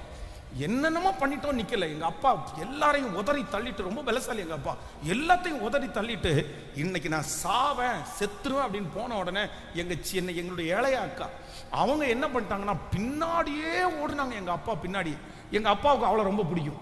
அவ போய் காலில் பிடிச்சி கெஞ்சி எனக்காக எனக்காக எனக்காகன்னு சொல்லி கிட்டத்தட்ட 1 கிலோமீட்டர் பக்கம் வரைக்கும் எங்க அக்கா அவருக்கு பின்னாடியே அழுதுட்டே போய் அவ அழுத அழுகையை கேட்டு எங்க அப்பா மனம் மாறி இனி சாக மாட்டேன் அப்படின்னு சொல்லிட்டு திரும்பி வந்தார். அப்ப அவரை வருந்தி அழைச்சி, இன்னைக்கு எங்க அப்பா உயிரோடு இருக்காரு. ஆனா இங்க ஒரு ஆகார் இருக்காங்க. இந்த ஆகார் நான் இந்த வீட்டை விட்டு போறேன், நான் வனாந்தரத்துக்கு போறேன், அந்த வனாந்தரத்துல என்ன நடக்கும்னு எனக்கு தெரியாது, அந்த பாலைவனத்துல என்ன நடக்கும் எனக்கு தெரியாது அப்படின்னு ஒரு முடிவெடுத்து தன்னுடைய வாழ்க்கையை வெறுத்து போய் இனி செத்துறணும், இனி உயிரோட இருக்க கூடாது, இனி என்ன நடந்தா என்ன அப்படின்னு நினைக்கும் போது வேதம் சொல்லுது, யாருமே தடுத்து நிறுத்தாத போது ஒரே ஒருத்தர் மட்டும், வேதம் சொல்லுகிறது, அவளை வழியிலே கண்டு கர்த்தருடைய தூதனானவன் அவளை வனாந்தரத்திலே சூருக்கு போகிற வழி அருகே இருக்கிற நீரூற்றண்டையிலே கண்டு, சாராயின் அடிமை பெண்ணாகிய ஆகாரே, நீ எங்கே இருந்து வருகிறாய்? இந்த ஆகார் நீர் என்னை காண்கிற தேவன் என்கிற பேரை அப்பாவுக்கு எதுக்கு வச்சாங்க தெரியுமா? எதுக்கு வச்சாங்க தெரியுமா? கேட்கறதுக்கு யாருமே இல்லைல்ல, தடுத்து நிறுத்துறதுக்கு யாருமே இல்லைல்ல, தன்னுடைய மனசு கல்லாயிருச்சுல்ல, தான் சாகணும்னு நினைச்சு இனி வாழவே வேண்டாம், இனி உழைக்கவே வேண்டாம், இனி இந்த குடும்பத்துக்கு எதுவுமே பண்ணக்கூடாது, இனி யாருக்குமே எதுவுமே பண்ணக்கூடாது, நம்ம அப்படியே இருந்து இந்த உலகத்தை விட்டு போயிடணும்னு சொல்லி ஒரு தவறான முடிவு எடுக்கும் போது, எத்தனை டைம் நான் அப்படி தவறான முடிவு எடுத்தாலும் என் மேல பாசம் வச்சிருக்கிற ஒரே ஒருத்தர் மட்டும் என் பக்கத்துல இல்ல இல்ல, உன் மேல நான் ஒரு பெரிய தரிசனம் வச்சிருக்கிறேன், உன் மேல ஒரு பெரிய லட்சியத்தை வச்சிருக்கிறேன், உன் வயித்துல ஒரு குழந்தை வளருது, அது ஒரு பெரிய பிள்ளையா மாற போகுது, எல்லாருடைய கையும் அதற்கு விரோதமா இருக்கும், அதனுடைய கை எல்லாருக்கும் விரோதமா இருக்கும், அது ஒரு மிகப்பெரிய சந்ததியா மாறும்னு சொல்லி தன்னுடைய வாழ்க்கையிலே மரணத்திற்கு ஒப்பு கொடுத்த விரக்தியான, இனி எதுவுமே பண்ண வேண்டாம், இவன் இந்த மனுஷன் இப்படி பேசிட்டானே, இந்த சத்தத்தை கேட்கிற யாரோ ஒருத்தர் அப்படி வந்திருக்கலாம். உங்களை பார்த்து தான் ஆண்டவர் சொல்லுகிறார், நீங்க அவருக்கு தேவைன்றதுக்காக தான் இந்த 100 நாள் ஜபத்தை ஆரம்பிச்சு இந்த 2வது நாள் உங்களை சந்திக்கிறார். நீங்க வனாந்தரத்துல போகிற வழியில ஆண்டவர் சந்திக்கிறார், நீங்க இடையில போகிற வழியில ஆண்டவர் சந்திக்கிறார். ஏமாற்றத்தை பார்த்து சோர்ந்து போறவனை கர்த்தர் இன்னைக்கு சந்திக்கிறார். வாழ்க்கையை வெறுத்து போய் நிற்கிறவங்களை கர்த்தர் இன்னைக்கு சந்திக்கிறார். எனக்கு இவ்வளவு பெரிய துரோகம் பண்ணிட்டாங்க பாஸ்டர், இவ்வளவு பெரிய மனைவி இவ்வளவு துரோகம் பண்ணிட்டாளே, என் கணவன் இவ்வளவு துரோகம் பண்ணிட்டாரு, எனக்கு வேணாம், எனக்கு இந்த வாழ்க்கை வேணாம், எனக்கு எதுவுமே சாதிக்க வேண்டாம், எனக்கு வேண்டாம். யாரோ ஒருத்தருடைய மனசு அப்படி இருக்கு. நான் விட்டுட்டேன் பாஸ்டர், எல்லாத்தையும் விட்டுட்டேன், நான் ஜெபம் பண்றதை விட்டுட்டேன், நான் சாதிக்கணும்னு நினைக்கிறத விட்டுட்டேன், எனக்கு மனசே விட்டு போயிருச்சு. இவ்வளவு பேசினதுக்கு அப்புறம் என் பிள்ளைக்காக நான் உழைச்சு என்ன பிரயோஜனம்? இவ்வளவு பேசினதுக்கு அப்புறம் என் குடும்பத்திற்காக நான் இன்னும் என்ன பிரயோஜனம்? என்னமோ தெரியல, என் மனசை விட்டுட்டேன். ஆகாரம் மாதிரி நானும் ஒரு டிசைட் பண்ணி, இனி உயிரோடு இருந்தா என்ன, செத்தா என்ன, சாப்பிட்டா என்ன, தூங்கினா என்ன, அப்படி நாளுக்கு நாள் உங்களையே வருத்தி கொள்ளுகிற ஒரு சிலரை கர்த்தர் இடையில சந்திச்சு, இல்லப்பா நீ எனக்கு வேணும், நீ ஜீவனோடு வேணும், நீ உயிரோடு வேணும், யாருமே தடுத்து நிறுத்தாட்டாலும், நீ என்ன வேணாலும் பண்ணிக்கொண்டு யாரு சொன்னாலும், உன்னுடைய வாழ்வை யாரும் விரும்பாட்டாலும் கர்த்தர் இன்றைக்கு வாக்கு கொடுக்கிறார், நீ வாழணும்னு கர்த்தர் விரும்புகிறார், நீங்க வாழணும்னு ஆண்டவர் விரும்புகிறார். இந்த பிரச்சனையின் மத்தியிலே நீங்க சாதிக்கணும்னு ஆண்டவர் விரும்புகிறார். இந்த போராட்டத்தின் மத்தியில நீங்க நிக்கணும்னு கர்த்தர் விரும்புகிறார். இவ்வளவு அவமானத்தின் மத்தியிலையும் கர்த்தர் சொல்லுகிறார், நீ தெரிந்து கொண்ட பாத்திரம், மனைவிக்கு உணர்வு இல்லாட்டாலும், கணவனாருக்கு உணர்வு இல்லாட்டாலும், உன்னை அழைச்ச தேவனுக்கு, ரத்தத்தை சிந்தின தேவனுக்கு உங்க மேல ஒரு பெரிய பாசம் உண்டு. நம்புறவங்க கைகளை மேல தட்டி, முழு வெள்ளத்தோடு என்னை சீர்படுத்துகிறவர், நல்ல கரங்களை முழு வெள்ளத்தோட தட்டி என் மேல ஒரு நேசமா இருக்கிறார். ஹல்லேலூயா. உங்க பாவத்தின் நிமித்தமா ஒருவேளை வாழ்க்கை வெறுத்திருக்கலாம், நீங்க செய்த தவறின் நிமித்தமா ஒருவேளை நீங்க உங்களை வெறுத்திருக்கலாம், ஆனா உங்களை வெறுத்த ஒவ்வொருத்தருக்கும் இன்னைக்கு கர்த்தர் சந்திக்கிறார். தன்னை வெறுத்த ஒவ்வொருத்தரையும் கர்த்தர் சந்திக்கிறார். தங்களுடைய சரீரத்தை வெறுத்த ஒவ்வொருத்தரையும் கர்த்தர் இன்னைக்கு சந்திக்கிறார். இனி வாழ்ந்த என்ன பிரயோஜனம்? இனி இருந்த என்ன பிரயோஜனம்? என்னை எடுத்துக்குங்க ஆண்டவரேன்னு கூட நீங்க ஜெபம் பண்ணி இருக்கலாம். எடுத்துக்குங்க ஆண்டவரேன்னு கூட ஜெபம் பண்ணி இருக்கலாம். நான் ரொம்ப அப்செட் ஆயிட்டேன் பாஸ்டர், நான் இந்த பிரேயருக்கு வரவே கூடாதுன்னு தான் நினைச்சேன், நான் இந்த பிரேயர் அட்டன் பண்ண கூடாதுன்னு தான் நினைச்சேன். ஆனா இன்னைக்கு எதேர்ச்சியா ஒருவேளை நீங்க அட்டன் பண்ணிட்டு இருக்கலாம். உங்க மனசு முழுக்க தற்கொலை பண்ணி செத்துறணும்ன்ற ஒரு முடிவுக்கு வந்துடலாம். உங்க மனசு முழுக்க இனி இந்த உலகத்துல வாழவே கூடாதுன்னு நினைச்சு வந்திருக்கலாம். உங்க மனசு முழுக்க இனி நான் சம்பாதிக்கவே கூடாது, இனி இந்த குடும்பத்துக்காக உழைக்கவே கூடாது, இனி இந்த பிள்ளைகளுக்காக பாடுபடவே கூடாது, இனி எதையுமே செய்யக்கூடாதுன்ற ஒரு முடிவுக்கு வந்திருக்கலாம். ஆனா ஆவியானவர் மட்டும் உங்களை வழியிலே சந்தித்து, இந்த 2வது நாள் சந்தித்து, இல்ல இல்ல இல்ல, உன் மேல ஒரு திட்டத்தை கர்த்தர் வச்சிருக்கிறாரு, உங்க மேல ஒரு நோக்கத்தை கர்த்தர் வச்சிருக்கிறாரு. நீங்க சாகும்படியாய் அழைக்கப்பட்டவர்கள் அல்ல, நீங்க வாழும்படியாய் அழைக்கப்பட்டவர்கள். நீ போக வேண்டிய தூரம் வெகு தூரம், நீ பண்ண வேண்டிய பிரயாணம் இன்னும் நிறைய இருக்குது. கர்த்தர் உங்களை கொண்டு பலத்த ஜாதிகளை கர்த்தர் அசைக்க போகிறார். இந்த சோதனையை பார்த்து பின் மாறாத, இந்த பிரச்சனையை பார்த்து பின் தங்காத, கர்த்தர் சொல்லுகிறார், பராக்கிரமசாலியாய், பயங்கரமான பராக்கிரமசாலியாய் நான் உன்னோடு கூட இருக்கிறேன். கரங்களை மேல தட்டி ஹalleluya, நன்றி ஆண்டவரே நன்றி. ஓஹோ, சீர்படுத்துவா, ஸ்திரப்படுத்துவா, பலப்படுத்தி, ஓஹோ சீர். கைகளை மேல தட்டி இயேசுவே, ஓ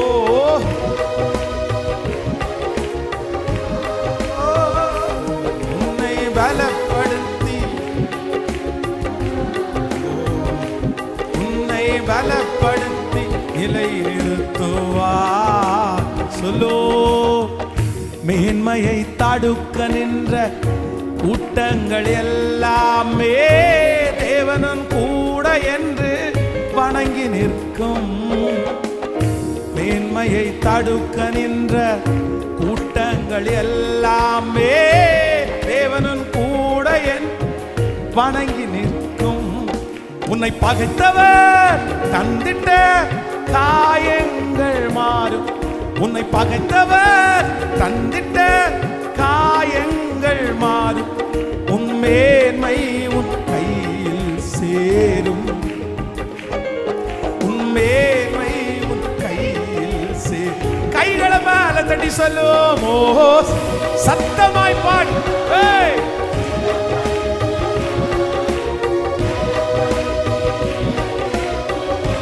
எல்லாரும் ஜபத்தோட பாடும். இயேசுவே இயேசுவே,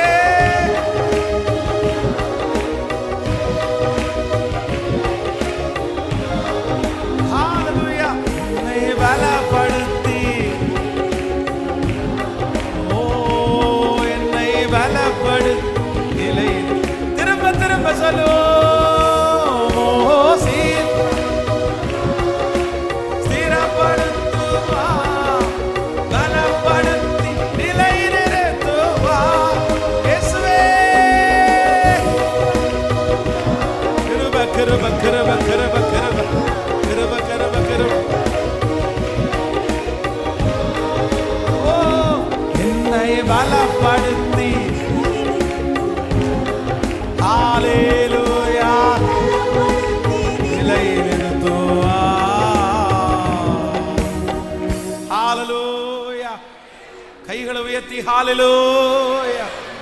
எப்படி வேணாலும் போட்டும், என்ன வேணாலும் பண்ணட்டும் அப்படின்னு பெத்த அம்மாவே கை கழுவும் போது, பெத்த அப்பாவே கை கழுவும் போது, கட்டின கணவன் கைவிடும் போது, இத்தனை நாட்களும் உதவி செய்த சாராய் வந்து போ போ, எப்படி வேணாலும் போ, எப்படி வேணாலும் போ, என்ன வேணாலும் போ அப்படின்னு உதறி தள்ளும் போது, தனக்கு தான் யாருமே இல்லை அப்படின்னு இந்த இந்த ஃபீலை கொஞ்சம் நீங்க நினைச்சு பாருங்களேன்.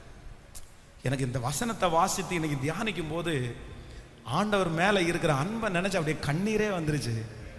விட்டுருக்க வேண்டியதானே, விட்டுருக்க வேண்டியதானே. இந்த ஆகார் வந்து இறந்து போறதுனால யாருக்கு நஷ்டம்? யாருக்கு நஷ்டம்? ஆபிரகாம் நினைக்கிறான் எனக்கு ஒரு நஷ்டம் இல்லை, போயிரு. சாராய் சொல்ற எனக்கு என்ன நஷ்டம், போயிரு.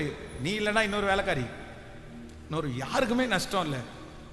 ஸோ ஒருவேளை இந்த புள்ள செத்து போயிடுச்சு அப்படின்னு சொன்னா, யாராவது ஒருத்தர் இந்த மாதிரி ஒரு புள்ள செத்து போச்சாமே அப்படின்னு கேட்குற அளவுக்கு யாராவது இருக்காங்களா? நோ, யாருமே இல்லை. வழியில் ஒருவேளை செத்து கிடந்துச்சுன்னா, இறந்து போய் கிடந்துச்சுன்னா அநாத போனோம்னு எழுதும். இது அநாத போனோம், தூக்கி எங்கேயாவது அடக்கம் பண்ணுங்க. ஆனா ஒரே ஒருத்தருக்கு மட்டும் என்ன உண்டு அப்படின்னு சொன்னா, ஒரே ஒருத்தருக்கு மட்டும் கரிசனை உண்டு. ஒரே ஒருத்தருக்கு மட்டும் கரிசனை உண்டு. ஆனா தப்பு பண்ணது என்னமோ ஆகார் தான்.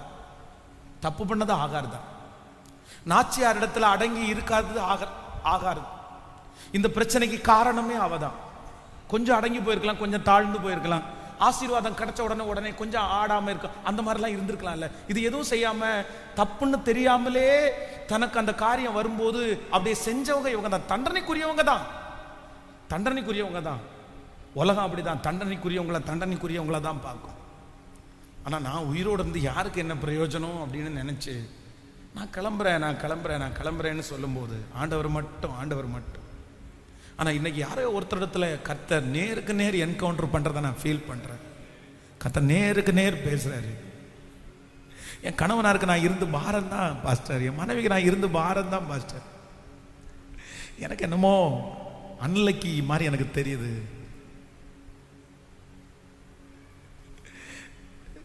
என்னுடைய இருதயத்தை நான் கல்லாக்கிட்டே இருக்கேன் பாஸ்டர், கல்லாக்கிட்டே இருக்கேன். எனக்கு எது மேலையும் நாட்டமே இல்லை, எனக்கு எது மேலையும் விருப்பமே இல்லை. வர என்னுடைய இருதயம் ரொம்ப கடினமாயிருச்சு. நான் யாருக்கு என்ன செய்து என்ன பிரயோஜனம் பாஸ்டர்? நான் அழுது என்ன பிரயோஜனம் பாஸ்டர்? நான் ஜெபிச்சு என்ன பிரயோஜனம் பாஸ்டர்? நான் சமைச்சு கொட்டி என்ன பிரயோஜனம் பாஸ்டர்? ஒண்ணுமே இல்லை பாஸ்டர்.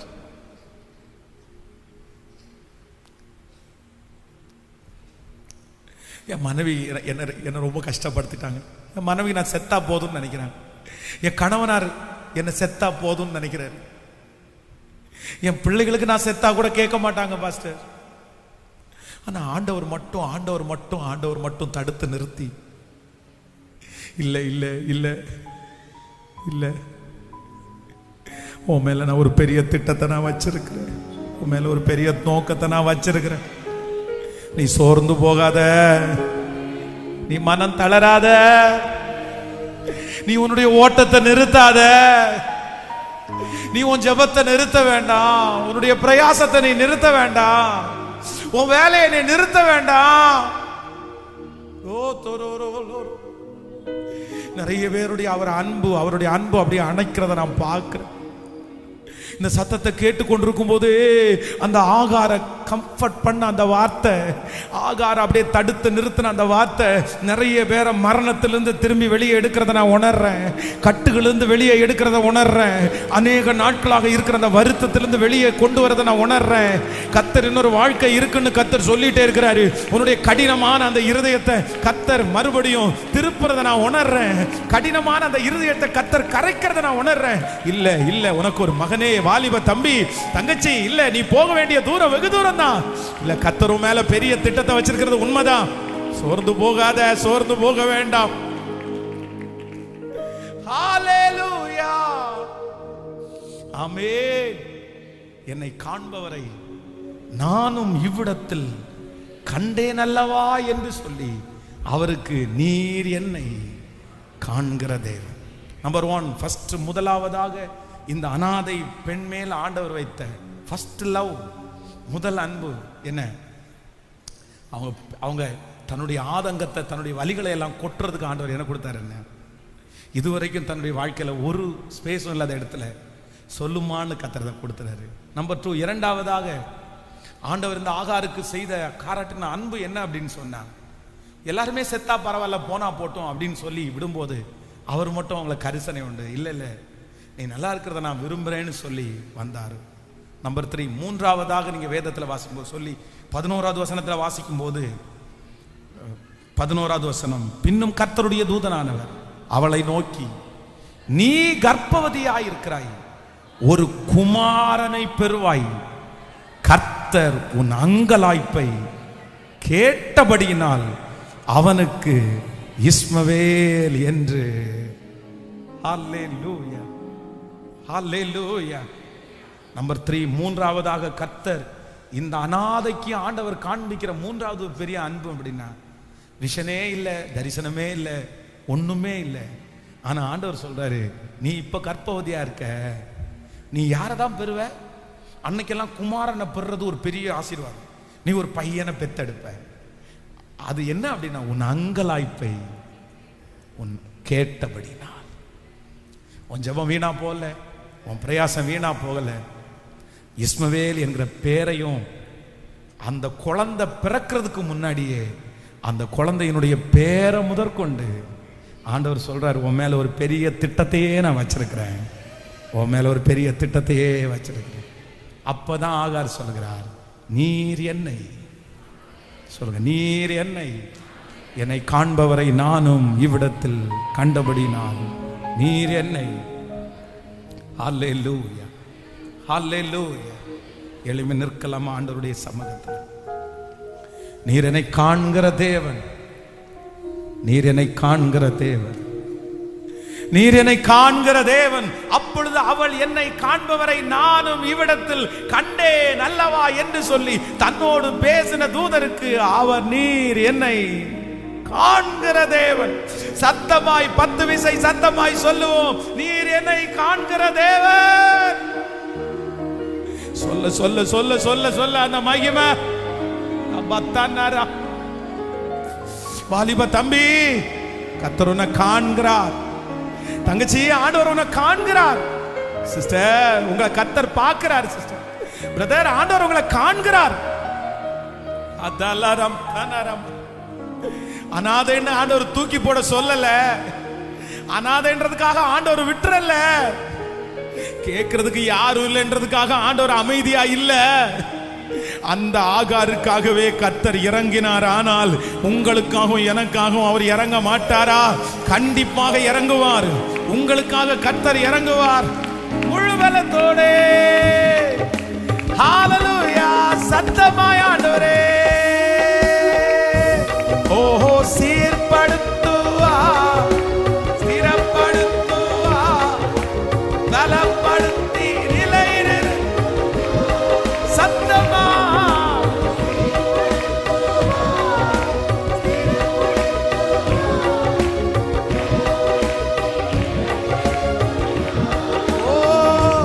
உன்னை பலப்படுத்தி. ஜெபிக்கிறவங்க ஜெபிங்க, கெஞ்சுறவங்க கெஞ்சுங்க, ஏசப்பாட்ட கேட்கிறவங்க கேளுங்க. இந்த 3 காரியத்தை கர்த்தர் செய்ய போறா. கொஞ்ச காலம் கண்ட ஆடுகள் எல்லாமே பனி போல உந்தன் முன்னே உருகி போகும். கொஞ்ச காலம் கண்ட ஆடுகள் எல்லாமே பனி போல உந்தன் முன்னே உருகி போகும். உன் கஷ்டங்கள் நஷ்டங்கள் எல்லாமே மாறும். உன் கஷ்டங்கள் நஷ்டங்கள் எல்லாமே மாறும். புது நன்மைகள் உன்னை சேரும். புது நன்மைகள் உன்னை சேரும். ஓ,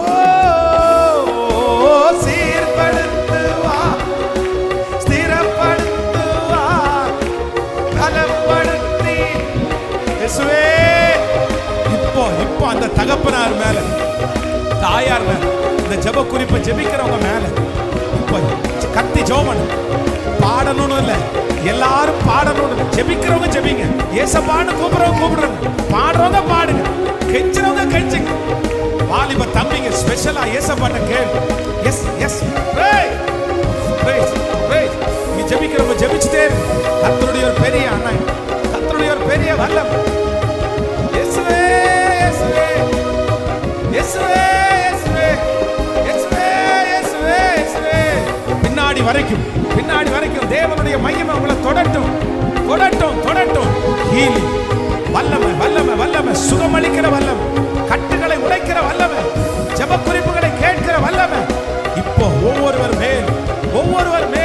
அப்பா இயேசுவே, வனாந்தரத்துல சந்திச்சிரு. இப்போ என் பிள்ளைகளை சந்திக்கிறதுக்கு இறங்கி வாரும். ஜெப குறிப்புகள் கேட்கப்படட்டும். அந்த பிள்ளையினுடைய வாழ்க்கை இப்ப சீராகட்டும். சத்தத்தை உயர்த்தி பிரதர் கூப்பிடுங்க, முழு பலத்தோட கூப்பிடுங்க. நன்றி அப்பா, நன்றி ஆண்டவரே. மேன்மையை தடுக்க நின்ற கூட்டங்கள் எல்லாமே தேவனும் கூட என்று வணங்கி நிற்கும். மேன்மையை தடுக்க நின்ற கூட்டங்கள் எல்லாமே தேவனும் கூட என்று வணங்கி நிற்கும். உன்னை பகைத்தவர் தந்திட்ட காயங்கள் மாறும். உன்னை பகைத்தவர் காயங்கள் மாறும். உன் மேன்மை உன் கையில் சேரும். உன் மேன்மை உன் கையில் சேரும். ஓ சீர்படுத்துவா, ஸ்திரப்படுத்துவா, பலப்படுத்தே. ஓ சீர்படுத்துவா, பலப்படுத்தி நிலைநிறுத்துவா. என்னை பலப்படுத்தி நிலைநிறுத்துவா. என்னை பலப்படுத்தி நிலைநிறுத்துவா. இயேசுவே ஸ்தோத்திரம்.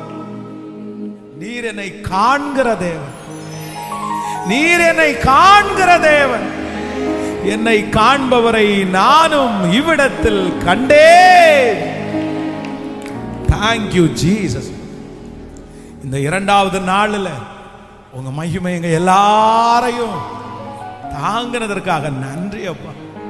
இந்த சத்தம் எந்தெந்த வீடுகளில் தொனிக்கப்படுகிறதோ, எந்தெந்த காதுகளில் தொனிக்கப்படுகிறதோ, இப்ப லைவ்ல அட்டன் பண்ணிட்டு இருக்கும் போதே இந்த சர்ச்சினுடைய சத்தம் அவங்க காதுல தொனிக்கும் போதே திருச்சபையில இருக்கிற மக்கள் மட்டும் இல்ல, எந்த ஊர்ல இருந்தாலும் எந்த தேசத்துல இருந்தாலும் கண்மலையை பிளக்கிற உங்க வார்த்தை அற்புதத்தை கொண்டு வர போகிறதற்காய் ஸ்தோத்திரம்.